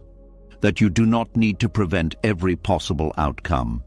And this trust reduces the constant tension of trying to stay ahead. You are no longer living in anticipation, you are living in presence. And presence is lighter. There is also a physical change that happens. When control softens, the body relaxes. The breath becomes deeper, the shoulders drop, the constant low-level tension begins to fade. because the body is no longer bracing, no longer preparing for every possible scenario. It is simply here, responding to what is actually happening, not what might happen. This reduces fatigue, not because you are doing less, but because you are carrying less. There is also a change in how you experience time. When you are trying to control everything, time feels tight. There is always something to do, something to prepare, something to manage. But when control softens, time opens. There is more space in each moment, more ease, less rushing. Because you are not trying to get ahead of life, you are moving with it. There is also a kind of clarity that appears. When you are not overwhelmed by the need to control, you can see things more clearly. You can respond more directly, without overthinking, without adding unnecessary layers. And this clarity leads to better action. Not forced action, but natural action. The kind that arises from understanding rather than pressure. There is also a quiet freedom in letting go of control. Because you are no longer bound by the need to manage everything. You are free to act when needed, free to pause when needed, free to allow things to unfold. This freedom is not chaotic, it is balanced. It comes from understanding the difference between what you can influence and what you cannot. And staying with that understanding, there is also a deeper realization that begins to form. Much of the control you try to hold is not actually necessary. Life has its own movement, its own rhythm. And when you stop interfering with it constantly, you begin to see that things still happen, things still unfold, not always as planned, but often in ways that are workable. And this reduces the need to control, because you see that control was not the source of stability. It was the source of tension. There is also a shift in how you experience yourself. You are no longer the one who has to manage everything. You are simply part of the process. Participating, responding, allowing, and this reduces the pressure of identity. You are no longer defined by how well you control things. You are simply present with what is happening. And that presence is lighter. There is also a kind of quiet peace that comes with this. Not because everything is under control, but because you are no longer trying to make it so. You are allowing life to move. You are allowing uncertainty to exist. You are allowing things to be as they are. And in that allowing there is ease. There is less resistance, less tension, less fatigue, because you are no longer fighting the natural movement of life. You are moving with it. And as this becomes more natural, something very simple becomes clear. The exhaustion you once felt was not from life itself. It was from trying to control what could not be controlled. And when that effort softens, even slightly, the weight begins to lift. Not all at once, but enough to feel the difference, enough to breathe more freely, enough to see that peace is not found in control, but in letting go of the need to control. And as you continue to return to that understanding, again and again, something changes. Life feels lighter. Not because it is perfectly managed, but because it is no longer being held so tightly. And in that looseness there is flow, there is ease, there is rest. And you find yourself no longer trying to control everything, but simply being present with what is. And that is enough, more than enough. It is freedom. And as the grip of control begins to loosen, as the constant need to manage everything starts to fade, something unexpected begins to open. When you stop trying to force certainty, when you stop holding life so tightly, you are left with something that once felt uncomfortable, not knowing. At first it can feel unfamiliar, even unsettling, because for a long time, certainty felt like safety. Having answers felt like control. Knowing what comes next felt like stability. But as that need softens, you begin to notice something quietly surprising. Not knowing is not as heavy as you thought.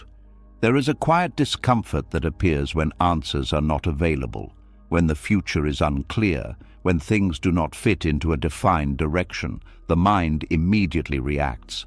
What if this goes wrong? What should I do next? I need to figure this out. And in that reaction, tension begins. because the mind is trying to fill a space that does not need to be filled. Uncertainty itself is not the problem. It is the resistance to uncertainty that creates weight. There is a difference between not knowing and needing to know. Not knowing is simply a state. Needing to know creates pressure, and that pressure becomes exhausting. For most of life, you are taught to seek answers, to define things, to have clarity, and while there is value in understanding, there is also a hidden cost when the need for certainty becomes constant. Because life does not always provide clear answers, things change, situations unfold. Outcomes are not always predictable, and when you expect certainty in a world that is constantly moving, there is always tension. There is always something unresolved, something unfinished, something to figure out. But when you begin to allow not knowing, something shifts. The tension softens, the urgency fades, because you are no longer trying to force clarity where it does not exist. There is also a quiet kind of openness that comes with uncertainty. When you do not know what will happen next, there is space. Space for possibilities, space for things to unfold in ways you did not plan. This space can feel uncomfortable at first, because the mind prefers structure, it prefers knowing, it prefers predictability. But that preference creates limitation, because it narrows your experience to what you expect. When you release that need, even slightly, your experience becomes wider, more open, more fluid. You are no longer confined to a single path. You are allowing life to reveal itself. There is also a deeper kind of presence that emerges. When you are not focused on figuring out the future, your attention returns to what is here, this moment, this breath, this experience, and in that presence there is a different kind of clarity, not the clarity of having answers, but the clarity of being aware. You begin to see things more directly, without the filter of expectation, without the pressure to predict. This makes your responses more natural, more grounded, because they are based on what is actually happening, not on what you think might happen. There is also a quiet freedom in not knowing, because you are no longer bound by the need to be right. You are no longer carrying the pressure of having everything figured out. You are simply exploring, learning, moving through life without the constant need to define it. This freedom is light, because it removes a large burden, the burden of certainty. There is also a shift in how you experience mistakes. When you believe you need to know everything, mistakes feel heavy. They feel like failures, signs that you were wrong. But when you allow not knowing, mistakes become different. They become part of the process, part of learning, part of movement. They are no longer something to avoid at all costs. They are something to move through, and this reduces fear, because you are not trying to get everything perfect. You are simply allowing yourself to experience. There is also a deeper trust that begins to grow. Not trust in a specific outcome, but trust in your ability to handle what comes. When you are not trying to predict everything, you begin to see that you can respond to what arises, that you do not need to know everything in advance, that you can meet life as it happens, and this trust reduces the need for control, because you are no longer trying to prevent every possible outcome. You are simply present, ready to respond. There is also a change in how you experience decisions. When you need certainty, decisions feel heavy. You try to analyze every possibility. You try to predict every outcome. You try to choose the perfect path. But when you allow not knowing, decisions become simpler. You choose based on what is clear now, not based on trying to control the future. And this reduces mental strain, because you are not trying to calculate everything. You are simply moving forward. There is also a kind of quiet peace that appears. Not because everything is known, but because you are no longer resisting the unknown. You are allowing it. And in that allowing there is ease, there is less tension, less urgency, less pressure, because you are not trying to hold something that cannot be held. There is also a deeper understanding that begins to form, Certainty is not always real. Much of what you think you know is based on assumptions, on past experiences, on patterns. But life is always changing, and what feels certain now can shift at any moment. When you see this clearly, the need for certainty softens, because you realize it was never as solid as it seemed, and this makes uncertainty less threatening, more natural, more part of life. There is also a kind of curiosity that begins to replace fear. When you are not trying to control everything, you become more open to what is happening, more interested, more engaged, because you are not confined by expectations that you are simply experiencing. And this makes life feel more alive, more dynamic, more real. There is also a physical relaxation that comes with this. When you are not trying to figure everything out, the body softens, the breath becomes deeper, the constant tension begins to fade. Because the mind is not pushing, not forcing, not trying to resolve everything, it is simply allowing. And that allowing feels light. There is also a sense of relief, because you are no longer carrying the responsibility of knowing everything. You are no longer trying to solve the entire future. You are simply here, in this moment, responding to what is present. And that is enough, more than enough. There is also a deeper connection to life, because when you are not focused on certainty, you are more open to experience. You notice more. You feel more, you are more present, and this presence brings a different kind of richness, not based on knowing, but based on being. There is also a shift in how you see yourself. You are no longer the one who has to have all the answers. You are simply someone moving through life, learning, experiencing, growing, without needing to define everything. And this reduces pressure, because you are not trying to be perfect, you are simply being. There is also a quiet confidence that begins to grow. Not the confidence of certainty, but the confidence of presence. The confidence that you can handle what comes, that you can respond, that you can move forward, even without knowing everything. And this confidence is steady, because it does not depend on having answers. It depends on being present. There is also a deeper realization that begins to settle. Not knowing is not a weakness, it is a natural state. Life itself is uncertain, always changing, always unfolding, and trying to force certainty onto it only creates tension. But when you align with uncertainty, when you allow it, when you embrace it, something changes. Life feels lighter, because you are no longer carrying the weight of needing to know. You are simply present, open, available, and in that openness, there is freedom. A quiet, steady freedom that does not come from control, but from letting go. And as this understanding deepens, you find yourself more at ease, more relaxed, more connected to what is happening. Because you are no longer trying to escape uncertainty, you are allowing it. And in that allowing, something very simple becomes clear. You do not need to know everything to be at peace. You only need to be here, fully, without resistance, without pressure, without the need to define what comes next.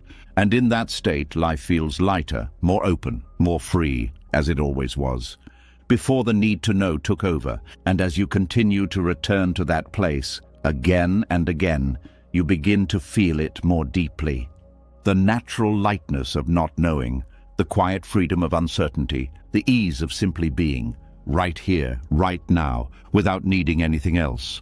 And as uncertainty becomes less threatening, as the need to know begins to loosen, something else starts to become clearer.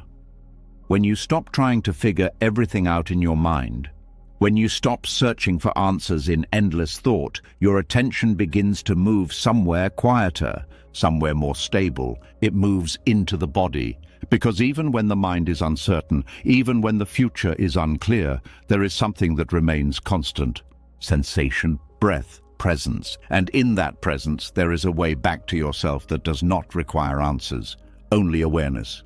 There is a quiet signal that most people overlook, a subtle feeling in the body that is always there, always present, always available. But it is often ignored, because attention is pulled into thinking, into planning, into trying to understand everything. And in that constant movement of thought, the body becomes distant, almost invisible. but the body has never left. It has been there the entire time, holding tension, holding emotion, holding the quiet truth of what is happening in this moment. When you begin to notice the body again, something shifts, not dramatically, not suddenly, but gently. You begin to feel what is already here. The weight of your breath, the pressure of your body against where you sit or lie, the subtle movements that happen without effort. And in noticing these, the mind begins to slow down, because attention is no longer feeding the constant stream of thought. It is resting in something real, something immediate, and there is a difference between thinking about the present and feeling the present. Thinking keeps you at a distance, feeling brings you here, and the body is the doorway to that feeling. When you pay attention to your breath, not by controlling it, but by simply noticing it, there is a quiet rhythm that becomes clear. Inhale, exhale, rising, falling. This rhythm has always been there. It does not depend on your thoughts. It does not depend on your plans. It continues whether you notice it or not. But when you do notice it, something changes. The mind begins to settle, because it has something simple to rest on. There is also a grounding that comes from feeling the body.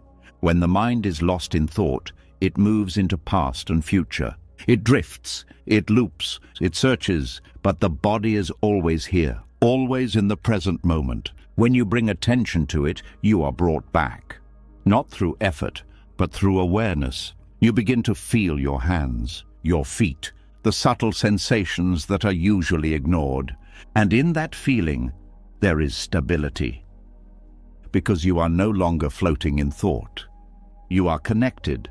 There is also a kind of honesty in the body. Thoughts can be misleading. They can create stories. They can exaggerate. They can repeat patterns that are not real. But the body reflects what is actually happening. If there is tension, you feel it. If there is calm, you feel it. If there is discomfort, it is present. And when you pay attention to these sensations without trying to change them, you begin to understand something deeper. You begin to see what is real in this moment, without interpretation, without judgment. There is also a shift in how you relate to discomfort. When something feels unpleasant, the usual reaction is to resist it, to avoid it, to push it away. But when you bring attention to the body, when you allow yourself to feel what is there without immediately reacting, something changes. The discomfort becomes more clear, more defined, less overwhelming, because you are not adding resistance to it, you are simply feeling it. And in that feeling, the intensity often softens, not because you are forcing it to change, but because you are no longer fighting it. There is also a deeper connection between the body and emotion. Emotions are not just thoughts, they are felt in the body. Tightness in the chest, a knot in the stomach, a heaviness in the shoulders. These sensations are signals, not problems. But when they are ignored, they build, they accumulate, they create tension. But when you bring awareness to them, when you allow yourself to feel them fully, something begins to release, not always immediately, but gradually, because you are no longer holding them unconsciously. You are allowing them to be seen. There is also a simplicity in this practice. It does not require complex understanding. It does not require perfect conditions. It only requires attention, simple attention. Noticing what is already happening, feeling what is already present. And this simplicity makes it accessible at any moment. You do not need to change your environment. You do not need to stop what you are doing. You can bring awareness to your breath while walking, while sitting, while listening, and in doing so, you reconnect. Again and again. There is also a quiet patience that develops. When you stay with the body, when you stay with sensation, you begin to move at a different pace, not rushed, not forced, but steady. Because the body does not move at the speed of thought. It moves at the speed of life. And when you align with that, there is less urgency, less pressure, more ease. There is also a sense of safety that begins to grow. When you are lost in thought, the mind often creates scenarios, imagined problems, future concerns. But when you return to the body, you return to what is actually happening. And often, in this moment, there is nothing wrong. There is breath, there is presence, there is life. And this recognition brings calm, because you are no longer reacting to imagined situations. You are grounded in reality. There is also a deeper sense of being. When you are connected to the body, you are not just thinking about life. You are experiencing it directly, without filters, without layers. And this direct experience feels more real, more immediate, more alive. There is also a quiet strength in this connection, because when challenges arise, when emotions become intense, you have a place to return to: the body, the breath, the present moment. And in returning, you are not escaping, you are grounding, you are stabilizing, you are creating space. Space to respond rather than react. There is also a change in how you experience thought itself. When you are grounded in the body, thoughts do not disappear, but they lose some of their intensity. They are seen more clearly, as movements, as patterns, not as absolute truths. And this creates distance, and not avoidance, but clarity. You are no longer pulled into every thought. You can observe, you can notice, and you can return to the body again and again. There is also a sense of continuity, because the body is always with you, no matter where you go, no matter what happens. It is a constant anchor, a steady reference point. And in that constancy, there is support. You are never truly disconnected. You only need to bring attention back. There is also a deeper realization that begins to form. You do not need to escape your mind to find peace. You only need to reconnect with your body. Because peace is not something you create. It is something that appears when you stop leaving the present moment. And the body is always in the present moment, waiting, quietly, patiently. There is also a softening that happens over time. The more you return to the body, the less you are carried away by thought. The less you are pulled into tension, the more you remain grounded. Even when things are uncertain, even when emotions arise, you are not lost. You are here. There is also a sense of integration. Mind and body no longer feel separate. They begin to move together, in awareness, in presence. And this integration reduces conflict, because you are no longer divided, you are whole. There is also a quiet clarity that deepens. Not the clarity of answers, but the clarity of presence. You know what is happening because you are here for it. You feel it, you experience it, without needing to analyze it. And this clarity is steady, because it is rooted in direct experience. There is also a kind of gentle discipline in this practice, not forced, not rigid, but consistent, returning to the body again and again, not because you have to, but because it brings you back. It reconnects you, it grounds you, and over time, this returning becomes natural. It becomes a way of being. There is also a deep sense of relief, because you are no longer trying to solve everything in your mind. You are allowing yourself to feel, to be, to experience, without needing to control it all. And in that allowance, there is lightness, because you are not carrying the weight of constant thinking. You are resting in something more stable, more real, more present. And as this connection deepens, something very simple becomes clear. You have always had a way back to yourself. It was never far. It was never hidden. It was always here, in the body, in the breath, in the quiet awareness of this moment. And when you return to it, even briefly, even gently, something shifts. The noise fades, the tension softens, the weight lifts, and you find yourself here, fully, naturally, without effort, as you have always been. And as the body becomes a place you can return to, as the breath begins to anchor you again and again, something even deeper starts to unfold. When attention is no longer lost in constant thinking, when it is no longer pulled endlessly into memory or anticipation, there is a quiet realization that begins to surface. Most of the weight you carry is not coming from what is happening now. It is coming from time, not real time, but the kind created in the mind, the past that replays, the future that is imagined. And as you remain present, as you stay with what is here through the body, that entire structure begins to loosen, slowly, gently, until something surprising happens.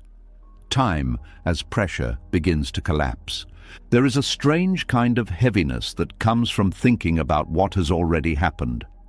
Memories do not just stay as images. They carry emotion, regret, guilt, longing. And when they repeat in the mind, they begin to feel current, as if the past is still alive. At the same time, the future pulls in another direction. It creates tension through anticipation, through uncertainty, through the constant need to prepare for what has not yet arrived. And between these two movements, the mind becomes stretched, pulled backward, pulled forward, rarely resting where life is actually happening. This stretching creates pressure. Because you are never fully here, there is always something unfinished behind you, something unresolved ahead of you. And the present moment becomes just a bridge between the two, a place you pass through but never stay. This is psychological time, not the time measured by clocks, but the time created by thought, and it carries weight because it never ends. There is always another memory, another possibility, another scenario, another version of what could have been or what might be. But when you return to the present, not as an idea but as an experience, something begins to shift. The past is no longer being replayed. The future is no longer being constructed, and what remains is this moment, simple, direct, without layers. At first, this can feel unfamiliar, because the mind is used to moving, used to thinking, used to staying active. But as you stay present, as you continue to return to the body, to the breath, to what is here, the movement slows. And in that slowing, you begin to see something clearly. The past only exists as thought. The future only exists as imagination. Neither is actually happening now, and this realization begins to reduce their power, not by force, not by suppression, but by understanding. When you are fully present, memory can still arise, but it does not pull you in the same way. It is seen as a memory, not as something that is happening. It loses its grip. It becomes lighter. The same happens with the future. Thoughts about what might happen can still appear, but they are no longer overwhelming, because you are not lost in them. You are here, watching, aware, and from that awareness, there is space. Space between you and the thought. Space that allows you to see clearly. There is also a deep sense of relief that comes with this, because you are no longer carrying the weight of time. You are not holding on to the past. You are not trying to manage the future. You are simply here, and in this here there is nothing extra to carry. There is also a shift in how you experience problems. Many problems exist in time. They are either based on what has happened or what might happen. But when you return to the present, many of these problems lose their intensity, because they are not actually present. They are thoughts. And without constant attention, they begin to fade. This does not mean challenges disappear. It means they are seen more clearly, without added layers, without unnecessary pressure. There is also a change in how you experience yourself. When you are caught in psychological time, your identity becomes tied to the past and the future. Who you were, who you should be, what you have done, what you need to do. But when time collapses, even briefly, that identity softens. You are no longer defined by memory or expectation. You are simply here, aware, present. And this presence feels lighter, because it is not carrying a story. There is also a deeper kind of stillness that becomes available. Not the absence of movement, but the absence of inner noise. When the mind is not replaying or projecting, there is quiet, a natural quiet. And in that quiet, there is clarity. Not the clarity of answers, but the clarity of being. You are not trying to figure everything out. You are simply experiencing, and that experience is enough. There is also a different relationship with time itself. Clock time remains. You still move through your day. You still plan when necessary. You still remember what is useful. But psychological time, the kind that creates pressure, begins to fade. Because you are no longer living inside it, you are using time when needed, but not being used by it. There is also a sense of immediacy that comes with presence. Life feels closer, more vivid, because you are not distracted by what is not here. You are engaged with what is, and this engagement brings a kind of richness, even in simple moments. There is also a reduction in anxiety, because anxiety often lives in the future, in what might happen, in what could go wrong. But when you are present, the future is not active, it is not here, and without constant attention, anxiety loses its fuel. It softens. There is also a release from regret, because regret lives in the past, in what should have been different. But when you are here, fully present, the past is not active, it is not happening, and without constant replay, regret begins to fade. There is also a kind of freedom that comes from this, because you are no longer bound by time in the same way. You are not trapped in memory. You are not driven by anticipation. You are simply here. And in that here, there is openness, there is space, there is ease. There is also a deeper trust that begins to form, because you begin to see that you can meet each moment as it comes, that you do not need to carry everything at once, that you can respond to what is present without needing to solve the entire past or future, and this trust reduces pressure, because you are no longer trying to control time. You are simply moving with life. There is also a quiet simplicity that emerges.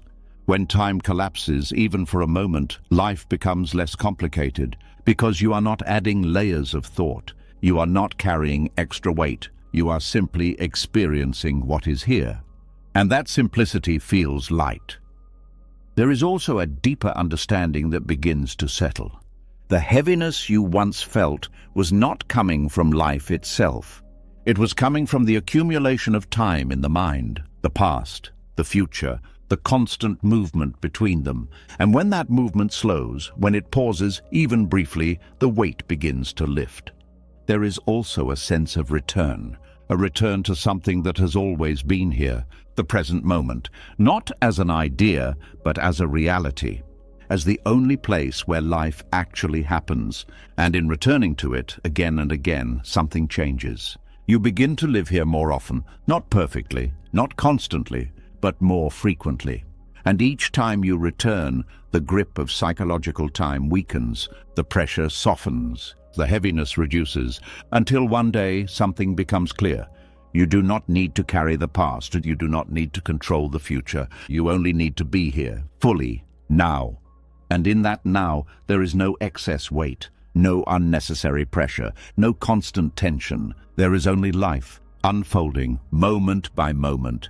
And as you rest in that unfolding, something gentle but powerful takes place. The burden of time dissolves, and what remains is presence, simple, light, free, exactly as it has always been beneath the noise, waiting for you to return. And as the pressure of time begins to dissolve, as the weight of past and future loosens its grip, something else quietly comes into focus. When you are no longer lost in memory or pulled into anticipation, when you begin to rest more often in the present, the mind does not simply become silent. It reveals its patterns. And one of the most subtle patterns begins to show itself in a way that is easy to miss. The need to complicate. There is a quiet discomfort that arises when things become too simple. When there is nothing to fix, nothing to chase, nothing to figure out, the mind feels exposed. It feels like something is missing, and almost immediately it begins to create something. A problem, a question, a layer of complexity. There is a strange habit in the mind that avoids simplicity, not because simplicity is lacking, but because it leaves nothing for the mind to hold on to. There is nothing to analyze, nothing to control, nothing to build identity around. And this creates unease, because the mind has become used to activity, used to solving, used to thinking its way through everything. When that activity slows down, when things become clear and simple, there is a kind of emptiness that appears. And instead of resting in that emptiness, the mind moves quickly to fill it. It adds layers. It creates questions that were not there. It turns clarity into confusion. This is not done consciously. It happens automatically, quietly, without being noticed. A simple situation becomes complicated. A clear feeling becomes analyzed. A direct experience becomes a problem to solve. And in that process, the mind regains something it is familiar with, control, because complexity gives the illusion of depth. It makes the mind feel engaged. It creates the sense that something important is happening. But beneath that, there is strain, because complexity requires effort. It requires constant thinking, constant attention, constant management. There is also an identity tied to this. The idea that being complex means being intelligent. That solving difficult problems means being capable. That having many thoughts means being aware. And because of this, simplicity is often overlooked. It is seen as not enough, too basic, too obvious. But simplicity is not lack, it is clarity. It is what remains when unnecessary layers fall away. And the ego resists this, because without complexity there is nothing to build around. No story, no identity, no sense of control. There is only presence, and presence does not require effort. This is why the mind creates problems where none exist. It takes something simple and adds meaning to it. It takes something direct and turns it into something to analyze. It keeps itself active because activity feels safe. Stillness feels uncertain. There is also a fear underneath this pattern, a fear of facing what is actually here. Because when complexity drops, when the layers fall away, what remains is often very simple, a feeling, a sensation, a quiet truth, and sometimes that truth is uncomfortable. Not because it is complicated, but because it is clear. It does not hide, it does not distract, it simply is. And the mind, in its habit of avoiding discomfort, creates complexity to move away from that clarity. It creates stories, it builds narratives that it analyzes, all to avoid staying with what is simple and real. There is also a kind of endless loop in this, because complexity never resolves itself completely. There is always more to think about, more to analyze, more to figure out. And so the mind stays busy, constantly moving, never settling. This creates fatigue, not from life, but from thinking about life. There is a difference between understanding and overthinking. Understanding is direct, clear. It comes and goes. Overthinking is repetitive, heavy. It circles around itself. And complexity feeds overthinking. It keeps the mind engaged without actually resolving anything. There is also a subtle satisfaction in complexity, a feeling of doing something, of being active, of working through something. Even if nothing is actually changing, this satisfaction keeps the pattern going, because it feels productive, even when it is not. But when you begin to see this clearly, something shifts, not immediately, not dramatically, but gradually. You begin to notice when the mind is adding layers, when it is complicating something that is already simple, when it is turning a direct experience into a problem. And in that noticing, there is a choice, and not a forced choice, but a quiet recognition. You do not need to follow every thought. You do not need to engage with every layer. You can return to simplicity. You can return to what is actually here. There is also a sense of relief in this, because simplicity requires less effort. It does not need constant attention. It does not need to be maintained. It is already present. You only need to stop moving away from it. There is also a deeper kind of intelligence in simplicity. It is not the intelligence of analysis. It is the intelligence of clarity, of seeing things as they are, without distortion, without unnecessary interpretation. And this kind of intelligence is quiet. It does not need to prove itself. It simply understands. There is also a change in how you experience problems. When the mind is not adding complexity, problems become more manageable, more direct. They are seen for what they are, without extra layers, and this makes them easier to respond to, because you are not overwhelmed by unnecessary thinking. There is also a reduction in mental noise, because you are no longer feeding the constant need to analyze.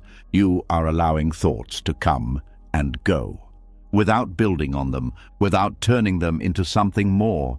And in that allowing, the mind becomes quieter, more spacious. There is also a kind of humility in simplicity, a recognition that not everything needs to be figured out, that not everything needs to be understood in depth, that sometimes what is needed is simply to be present, to feel, to experience, without adding anything. And this humility reduces pressure because you are no longer trying to master everything. You are simply engaging with what is here. There is also a deeper connection to reality, because complexity often creates distance. It pulls you into thought, into abstraction, but simplicity brings you back to what is actually happening, to what can be felt, to what can be experienced directly. And this connection feels real, grounded, stable. There is also a quiet peace that comes with this, because you are no longer caught in endless thinking. You are not trying to solve everything. You are simply present, and in that presence there is ease. There is also a sense of freedom, because you are no longer bound by the need to complicate everything. You are free to see things clearly, free to respond naturally, free to rest in simplicity. And this freedom is light, because it removes unnecessary weight. There is also a deeper realization that begins to settle. The mind was not creating complexity to help you. It was creating it to stay active, to avoid stillness, to avoid simplicity. And when you see this, the pattern loses its power, because it is no longer hidden, it is understood. And in that understanding, something changes. You begin to return to what is simple, again and again, not by force, but by recognition. You see when the mind is adding layers, and you let them fall away. You return to the breath, to the body, to the present moment, and in that returning, life feels lighter. Not because everything is solved, but because it is no longer being complicated. You are no longer carrying unnecessary thoughts. You are no longer building problems where none exist. You are simply here, with what is. And in that simplicity, something very clear becomes visible. Life was never as complicated as it seemed. It was the mind that made it so. And when that tendency softens, even slightly, everything begins to feel different, more open, more direct, more real, and most importantly, lighter, because you are no longer lost in complexity. You are resting in simplicity, where nothing extra is needed, where nothing needs to be added, where everything is already enough, just as it is. And as the layers of complexity begin to fall away, as the mind no longer feels the need to turn everything into a problem, something even more subtle begins to reveal itself. When life becomes simpler, when thoughts become lighter, there is still one quiet habit that continues to carry weight: the need to be understood. It does not always appear loudly. Sometimes it hides in small moments, in the urge to explain yourself, in the discomfort when someone misreads you, in the need to clarify what you meant, what you felt, who you are. And beneath all of it, there is a quiet hope that someone will finally see you clearly, that someone will understand. But what happens when that does not come? There is a silent tension that builds when you feel unseen. Not always dramatic, not always overwhelming, but steady. A feeling that something is incomplete, that something is missing, and the mind begins to work. It tries to find the right words, the right explanations, the right way to present yourself, so that others will finally get it, finally understand, finally recognize you. There is a deep exhaustion in this process, because it never truly ends. No matter how clearly you explain, there is always the possibility of being misunderstood. No matter how much you try, people will see you through their own perspective, their own experiences, their own interpretations. And because of this, complete understanding is never guaranteed. Yet the effort continues, again and again, trying to align how you are seen with how you feel, trying to control perception, trying to be understood. This effort is heavy, not because communication is wrong, but because of the attachment behind it, the need, the dependence, the belief that being understood is necessary for peace. There is also an identity tied to this, the idea that who you are must be recognized by others, that your value depends on how well you are seen. And this creates pressure because you are constantly adjusting, constantly refining, constantly presenting, trying to fit into an image that others can understand. But in doing so, something is lost. The simplicity of being, the ease of not needing to explain, the freedom of not needing approval. There is also a subtle fear underneath this pattern, the fear of being invisible, the fear of being dismissed, the fear of not being valued. And to avoid that fear, the mind keeps trying, keeps explaining, keeps reaching outward. But this outward movement creates distance. Distance from yourself, because attention is no longer here. It is focused on how you are perceived, how you are interpreted, how you are understood. And in that focus, there is tension, because you are no longer grounded in your own experience. You are trying to manage someone else's. There is also a kind of vulnerability in letting go of this need, because it feels like giving up control, like allowing yourself to be misunderstood. And that can feel uncomfortable, even threatening. But when you begin to soften this need, even slightly, something unexpected happens. There is relief, not immediate, not overwhelming, but noticeable, a small release of pressure, because you are no longer trying to control how others see you. You are no longer carrying the responsibility of being fully understood. You are simply being. There is also a deeper realization that begins to form. Understanding from others is limited, not because people do not care, but because they cannot fully experience what you experience. They can listen, they can try, but their understanding will always be filtered. And when you accept this, something changes. You stop expecting complete recognition. You stop relying on external validation. And this reduces pressure, because you are no longer waiting for something that may never fully arrive. There is also a shift in how you communicate. You still speak, you still share. But there is less attachment, less need for a specific response, less pressure for others to fully understand.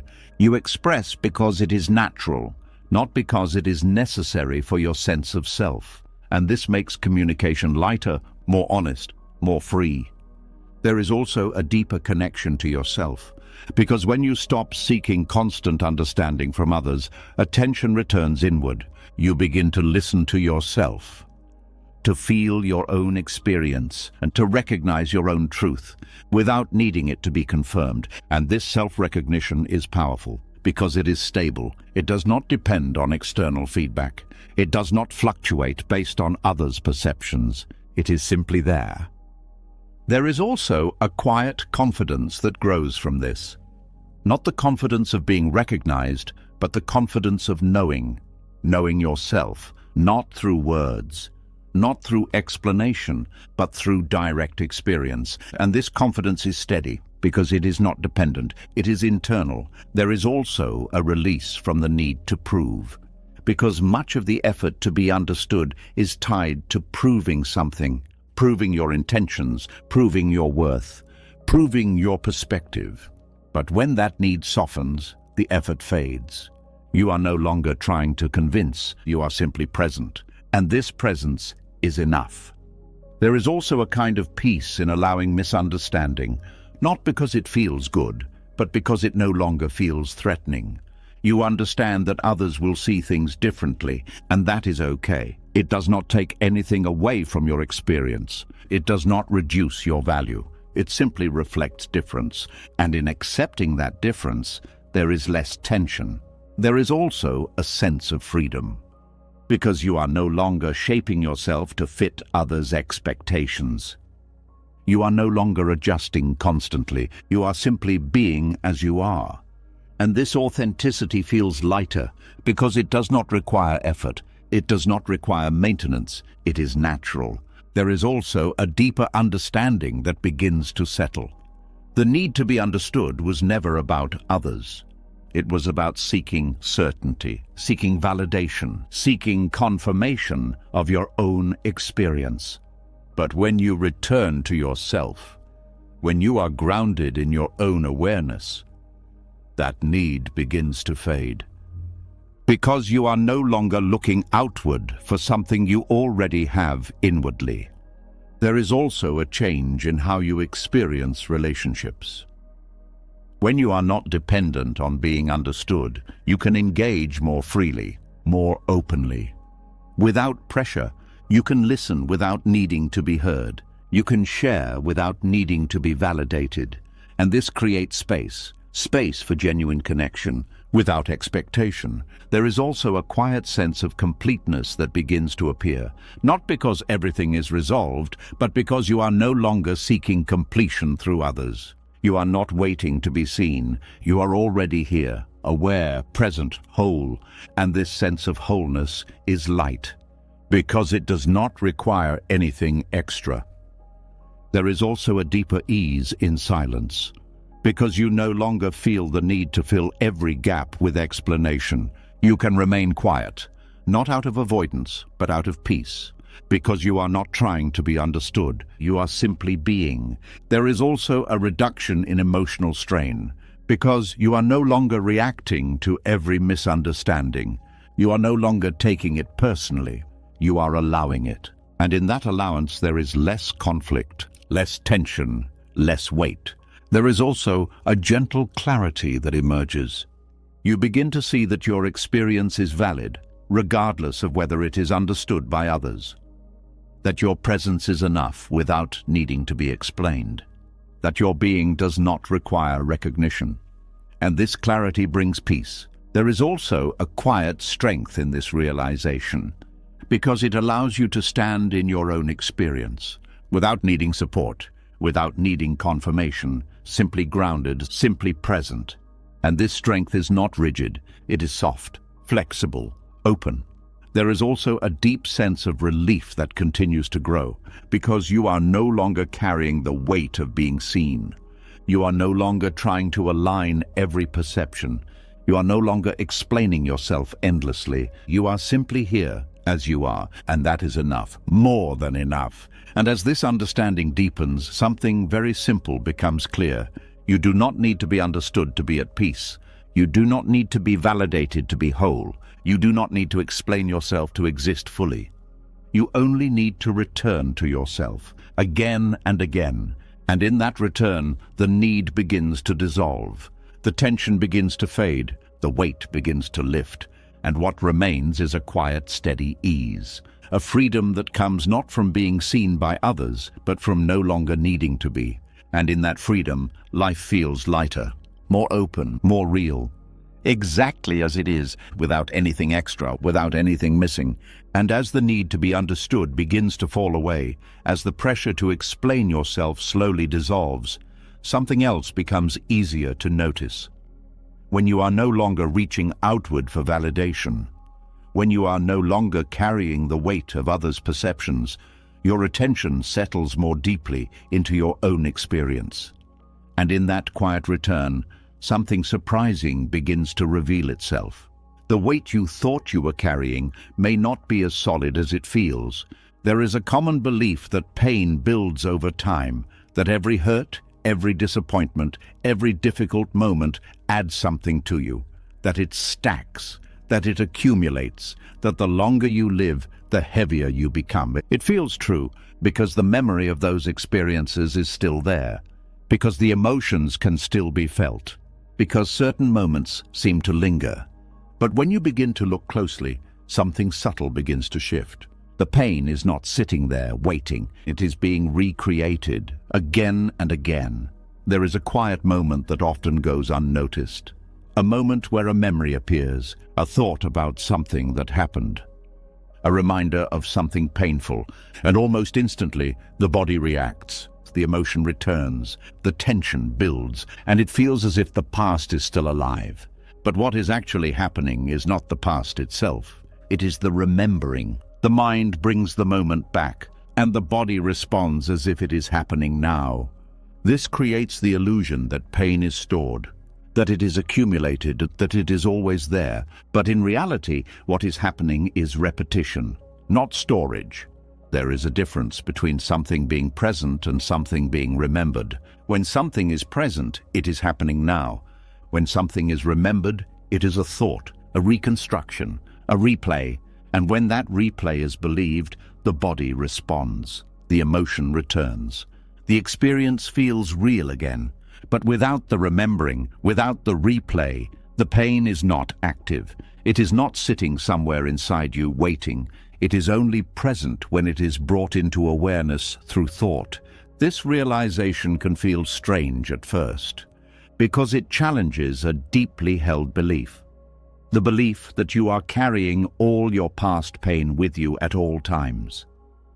But when you begin to observe your experience, something becomes clear. In moments where the mind is quiet, where attention is fully present, that accumulated weight is not there. There is no past. There is no replay. There is only this moment. And in that moment, there may be sensation, there may be feeling, but there is not the full story, not the full weight, because the story is what brings the weight. There is also a pattern in how this happens.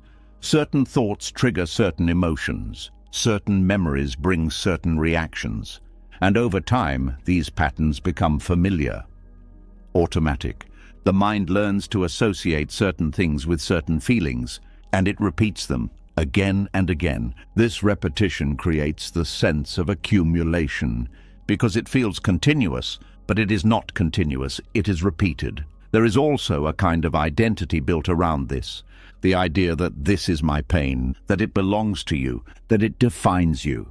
And this identification strengthens the pattern, because it makes the memory more personal, more significant, more likely to be revisited. But when you begin to see that the pain is not constant, that it only appears when it is remembered, something shifts. There is space. Space between you and the experience. Space to observe rather than immediately react. And in that space, the intensity begins to change. There is also a difference between feeling and remembering. When something is felt directly, without story, it moves, it arises, it passes. But when it is tied to memory, when it is linked to a narrative, it stays, it loops, because the mind keeps returning to it. This is where the sense of accumulation comes from. Not from the feeling itself, but from the repeated engagement with it. There is also a kind of habit in this. The mind returns to certain memories because they are familiar, because they are known, even if they are painful, and this familiarity creates a loop. The more you revisit something, the more real it feels, the more it feels like it is always there. But when you begin to notice this habit, when you begin to see the moment where the memory arises, something changes. You can choose not to follow it, not by force, not by suppression, but by awareness.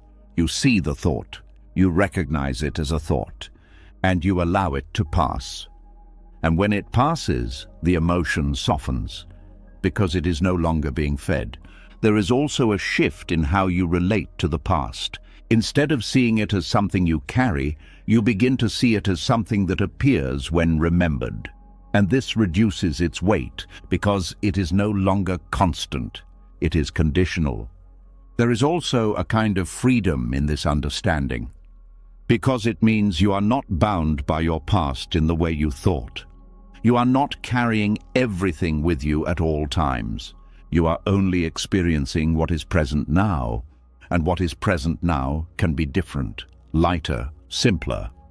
There is also a deeper kind of healing that becomes possible, not by trying to fix the past, but by changing your relationship to it, by seeing it clearly, by not feeding it constantly, by allowing it to arise and pass without building on it. And in that allowing, the intensity reduces, gradually, naturally.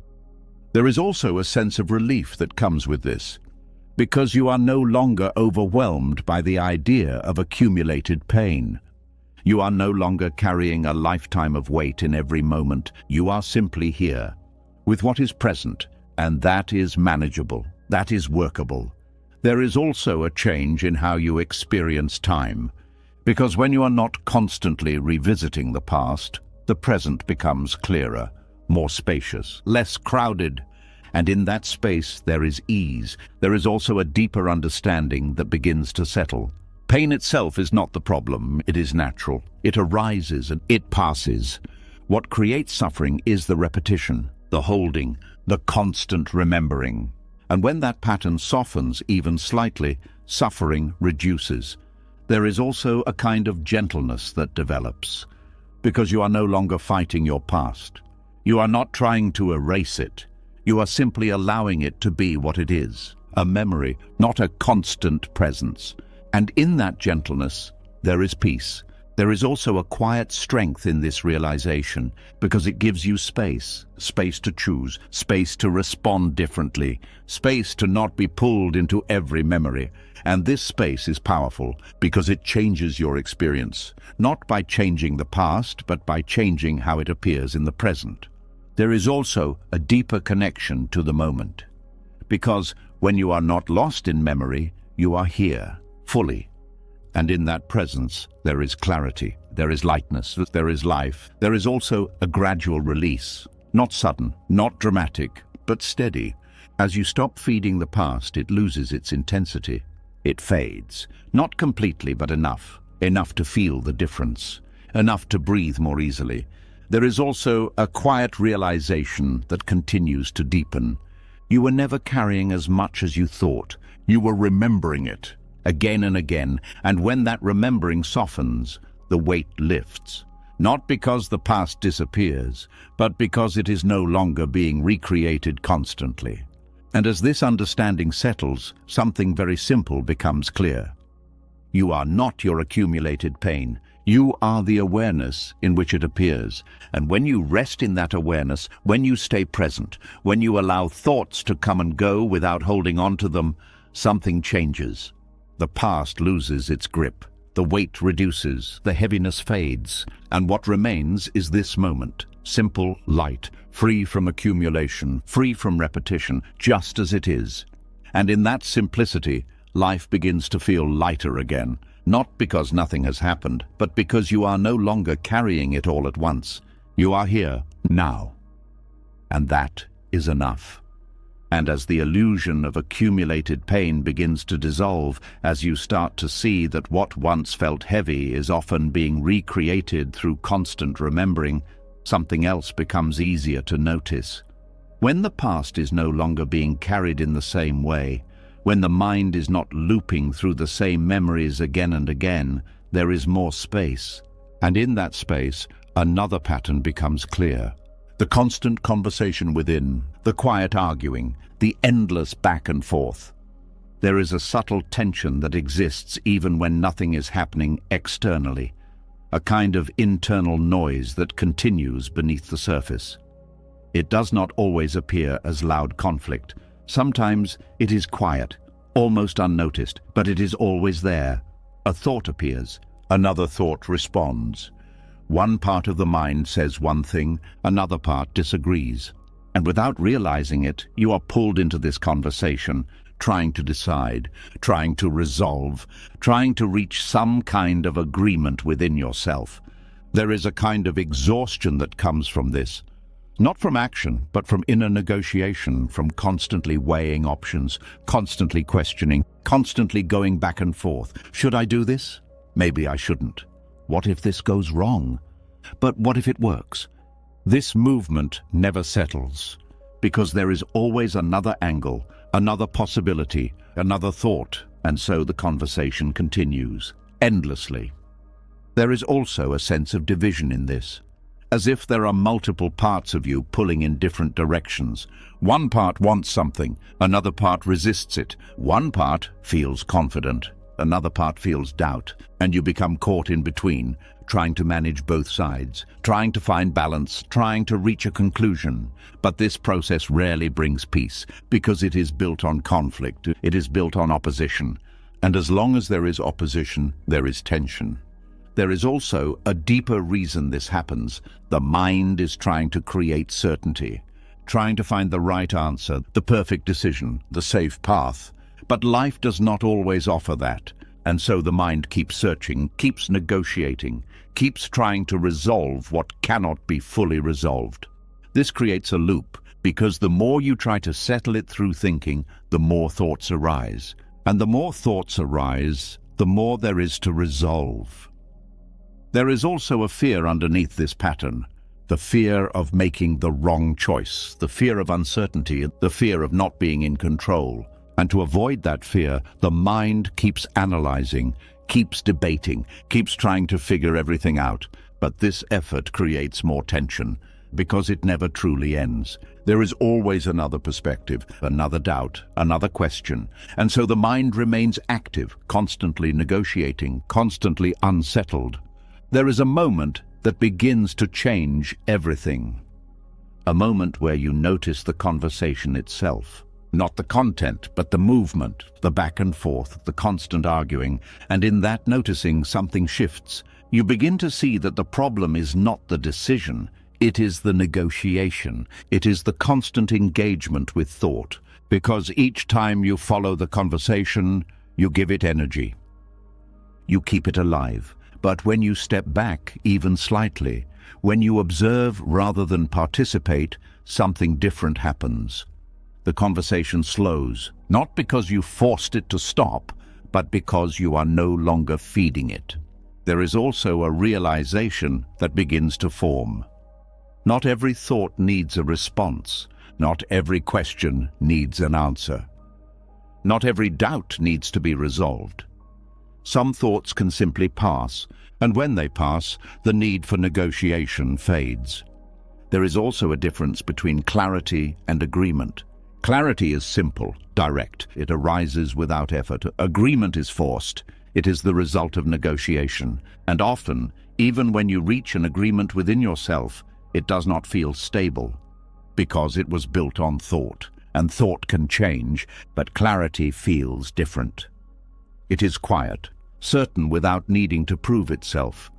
And when you begin to trust that clarity, when you allow it to arise naturally, the need for constant negotiation reduces. There is also a shift in how decisions are made. Instead of analyzing every possibility, instead of debating endlessly, you begin to respond more directly, based on what is clear now, not based on trying to predict everything. And this makes decisions lighter, less complicated, because they are not layered with constant thought. There is also a physical change that happens. When the mind is negotiating, the body tightens. There is tension, restlessness, a sense of unease. But when the negotiation stops, even briefly, the body relaxes. The breath deepens. There is more ease, because there is no longer internal conflict. There is also a sense of unity that begins to emerge. When the mind is not divided, when it is not arguing with itself, there is a feeling of wholeness. You are no longer split between opposing thoughts. You are simply present, and in that presence, there is stability. There is also a kind of quiet confidence that comes with this. Not the confidence of having all the answers, but the confidence of not needing them. The confidence of being able to move without constant debate. And this confidence is steady, because it is not dependent on thought. It is rooted in presence. There is also a deeper understanding that begins to settle. The mind was never meant to solve everything. It was meant to be used when needed, but when it becomes constant, when it becomes the primary way of navigating life, it creates noise, it creates conflict, it creates tension. And when you begin to step out of that constant use, when you allow the mind to rest, something changes. There is space for clarity, space for peace. There is also a kind of freedom in not needing to resolve everything. Because you realize that not everything needs to be settled immediately. Some things can remain open, uncertain, and that is okay. This reduces urgency, reduces pressure, reduces the need for constant negotiation. There is also a shift in how you experience uncertainty. Instead of trying to eliminate it through thought, you begin to allow it, to be present with it, without needing to resolve it instantly. And in that allowance, there is ease. There is also a deeper connection to action, because when you are not stuck in thought, you can act. Not impulsively, but naturally, based on what is needed now. And this action feels more aligned, more direct, because it is not filtered through endless debate. There is also a quiet stillness that becomes available, not because the mind is forced to be silent, but because it no longer needs to be active all the time. It rests naturally, and in that rest there is peace. There is also a sense of lightness, because you are no longer carrying the weight of constant thinking. You are not trying to solve everything. You are not caught in endless loops. You are simply here. There is also a deeper realization that begins to settle. The freedom you were seeking was not in finding the right answers. It was in stepping out of the constant need to search for them. It was in ending the inner negotiation. And as this realization deepens, something very simple becomes clear. You do not need to argue with yourself to live.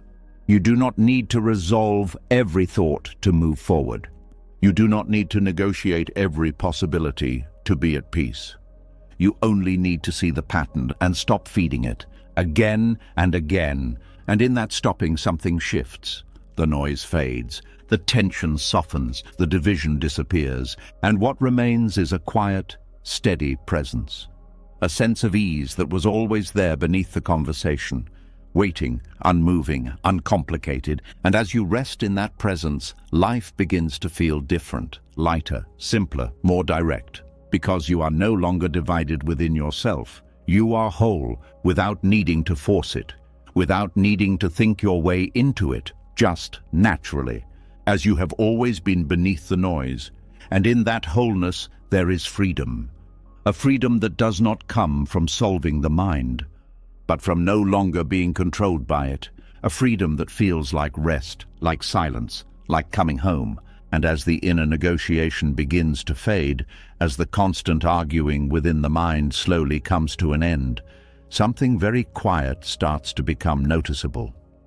When the back and forth softens, when the need to resolve every thought is no longer driving your attention, there is a subtle shift. Not into more thinking, but into something you may have been overlooking all along, the silence between thoughts. It is easy to miss, because the mind is used to movement, used to filling every moment, used to continuing the next thought before the last one has even finished. But when that movement slows, even slightly, something appears. A gap, a pause, a moment where there is no thought. At first it feels almost invisible, so brief that it seems like nothing. But when you begin to notice it, when you begin to rest your attention there, something changes. That nothing is not empty. It is peaceful. There is a quiet stillness that exists between thoughts. It does not need to be created. It is already there. It has always been there. But it is often covered by constant thinking, thought after thought, one following another, without space, without pause, and because of this, the silence goes unnoticed.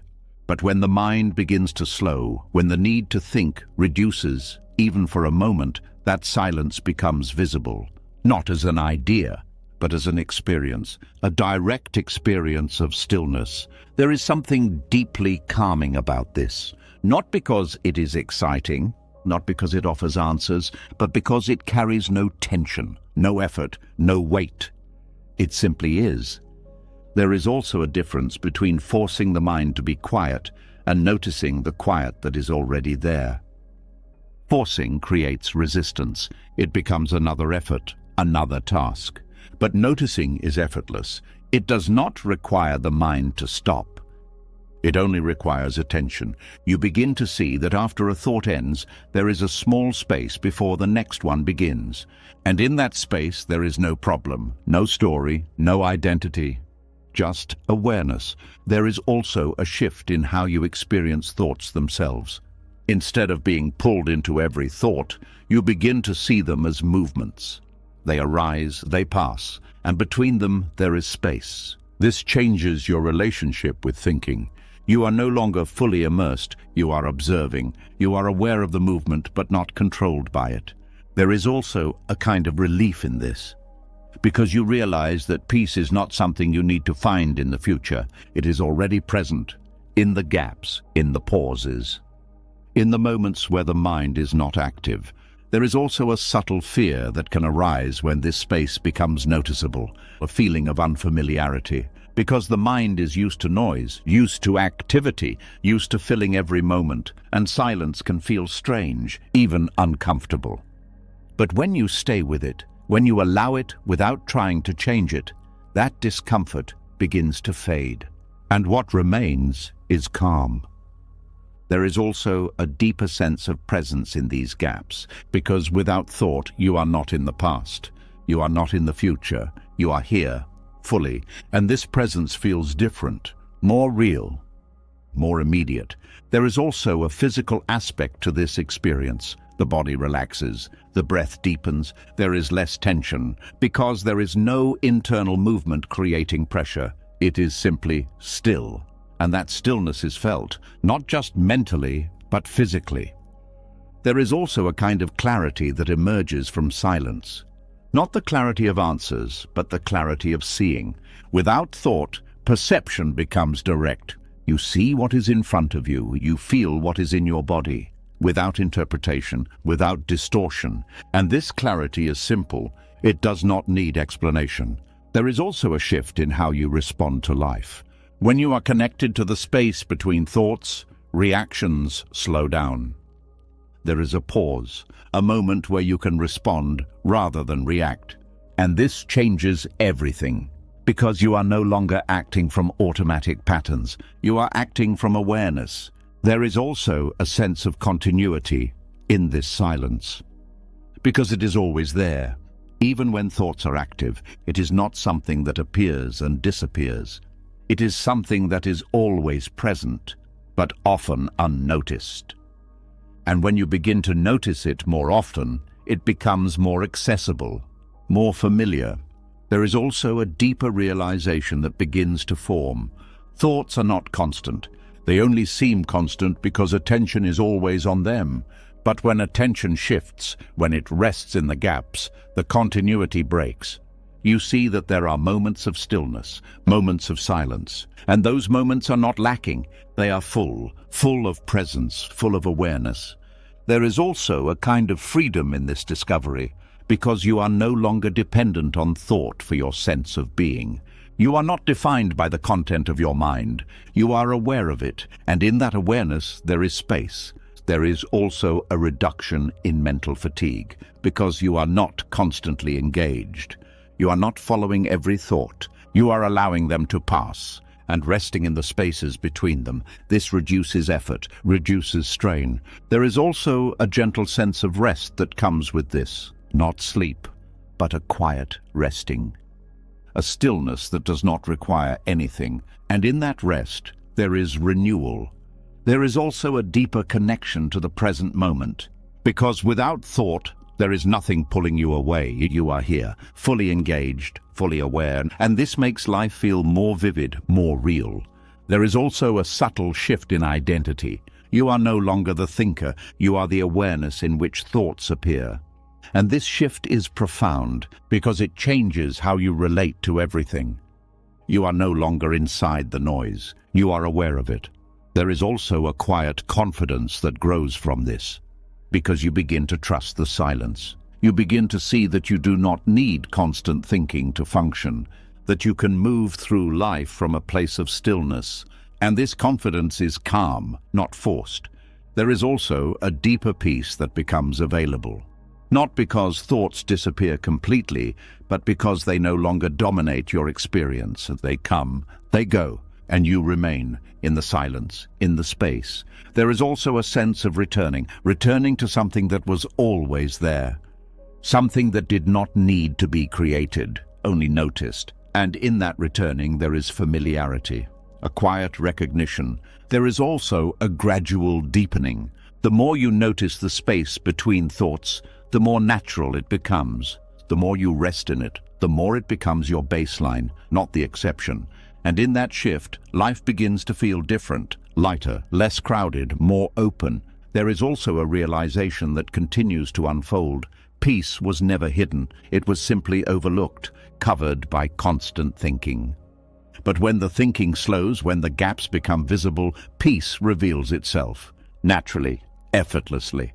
There is also a sense of simplicity in this, Because it does not require complex understanding, and it does not require effort. It only requires noticing, being aware of what is already there.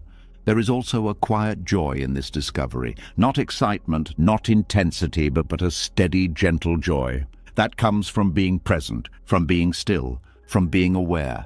And as this awareness deepens, something very simple becomes clear. You do not need to stop your thoughts to find peace.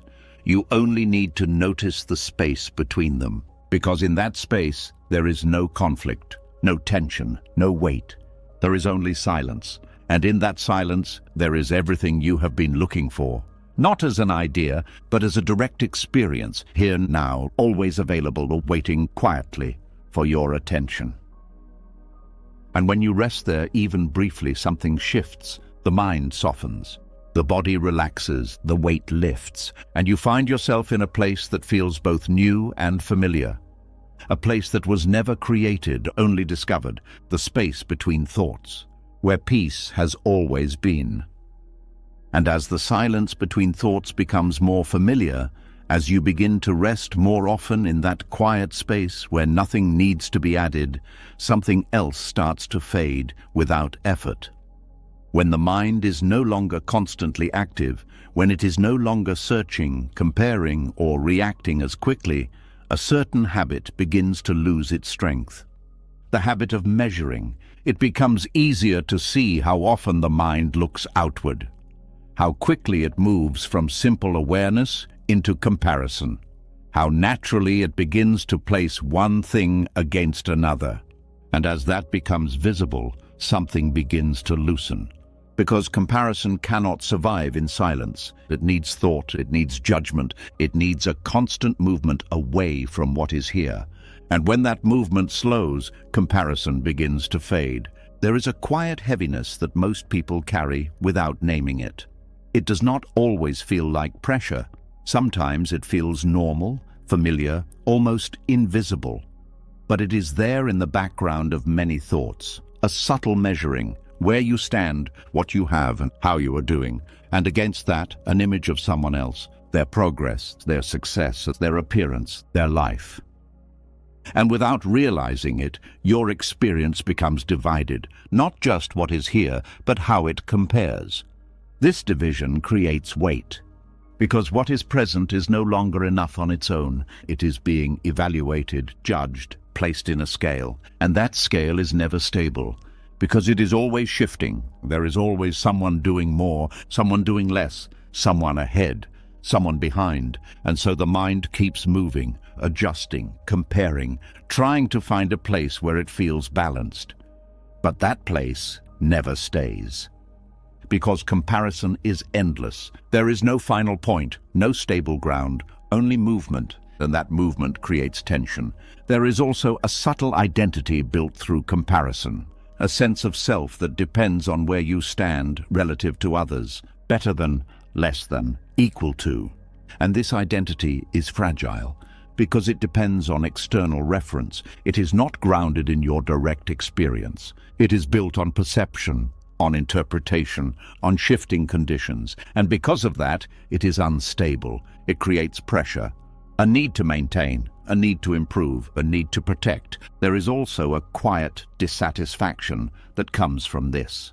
Because no matter where you are, comparison can always find something lacking, something missing, and something not enough. And this keeps the mind unsettled, always searching, always measuring. There is also a kind of distance created by comparison, because attention is no longer here.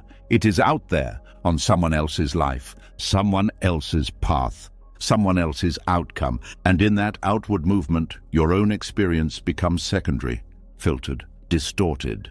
There is also a loss of clarity, because you are no longer seeing things as they are. You are seeing them through the lens of comparison, and that lens changes everything. It turns simplicity into judgment. It turns presence into evaluation. It turns life into a constant assessment.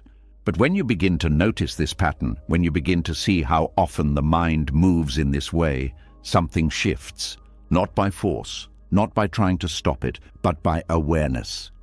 You begin to catch the moment, the moment where a simple observation turns into comparison, where something neutral becomes measured.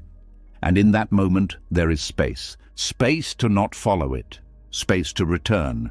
There is also a realization that begins to form.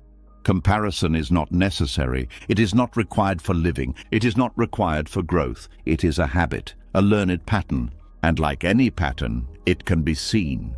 And when it is seen clearly, it begins to lose its hold. There is also a shift in how you experience your own life. When comparison fades, even slightly, what is here becomes enough. Not perfect, not complete in every way, but sufficient.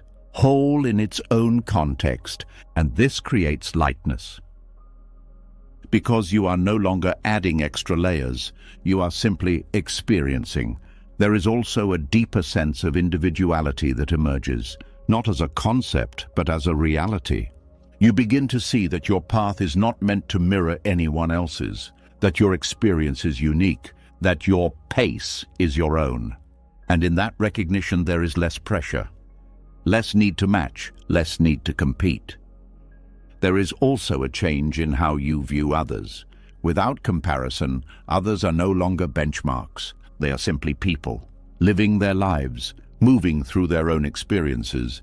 And this creates space for genuine connection, because you are not measuring, you are not evaluating, you are simply relating. There is also a reduction in envy, because envy is built on comparison, on the idea that someone else has something you lack. But when comparison softens, envy loses its foundation, because you are no longer viewing life through that lens. You are simply here, with what is present. There is also a quiet contentment that begins to appear. Not excitement, not achievement, but a steady sense of enough. Enough as you are, enough where you are, enough in this moment. And this contentment is light, because it does not depend on anything external. It is not waiting. It is already here. There is also a deeper freedom in this, because you are no longer bound by the need to measure yourself constantly. You are no longer adjusting your worth based on comparison. You are simply being, and that being is not defined by others. It is direct, immediate. There is also a shift in how you approach growth. Instead of comparing your progress to others, you begin to respond to your own experience, to what feels true, to what is needed, and this makes growth more natural, more aligned, because it is not driven by pressure, it is driven by clarity. There is also a physical lightness that comes with this, because comparison creates tension. It tightens the body, it creates restlessness, but when it fades, the body softens, the breath deepens, there is more ease. There is also a deeper understanding that begins to settle.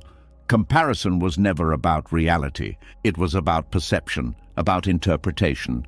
And when you step out of that interpretation, when you return to direct experience, something changes. Life becomes simpler, more direct, more real.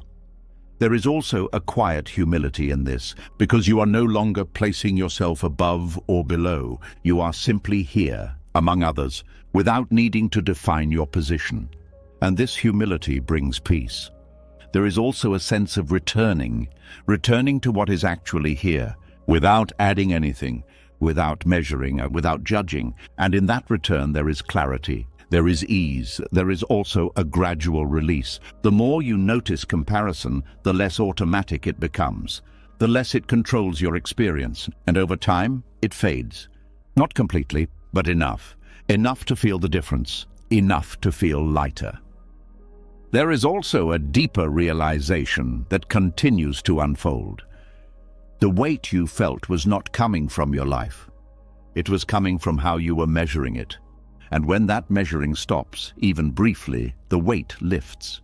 There is also a quiet joy that begins to appear, not based on comparison and not based on achievement, but based on presence, on being here, fully, without needing to be more or less than anything. And as this understanding deepens, something very simple becomes clear. You do not need to compare your life to live it fully.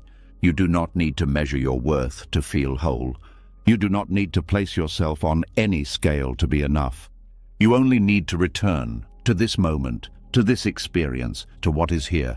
And in that return, comparison fades, the tension dissolves, the weight lifts, and what remains is a quiet, steady lightness, a freedom that does not come from being better or worse, but from no longer needing to measure at all. And in that freedom, life feels different, more open, more direct, more peaceful, exactly as it is, without anything extra, without anything missing.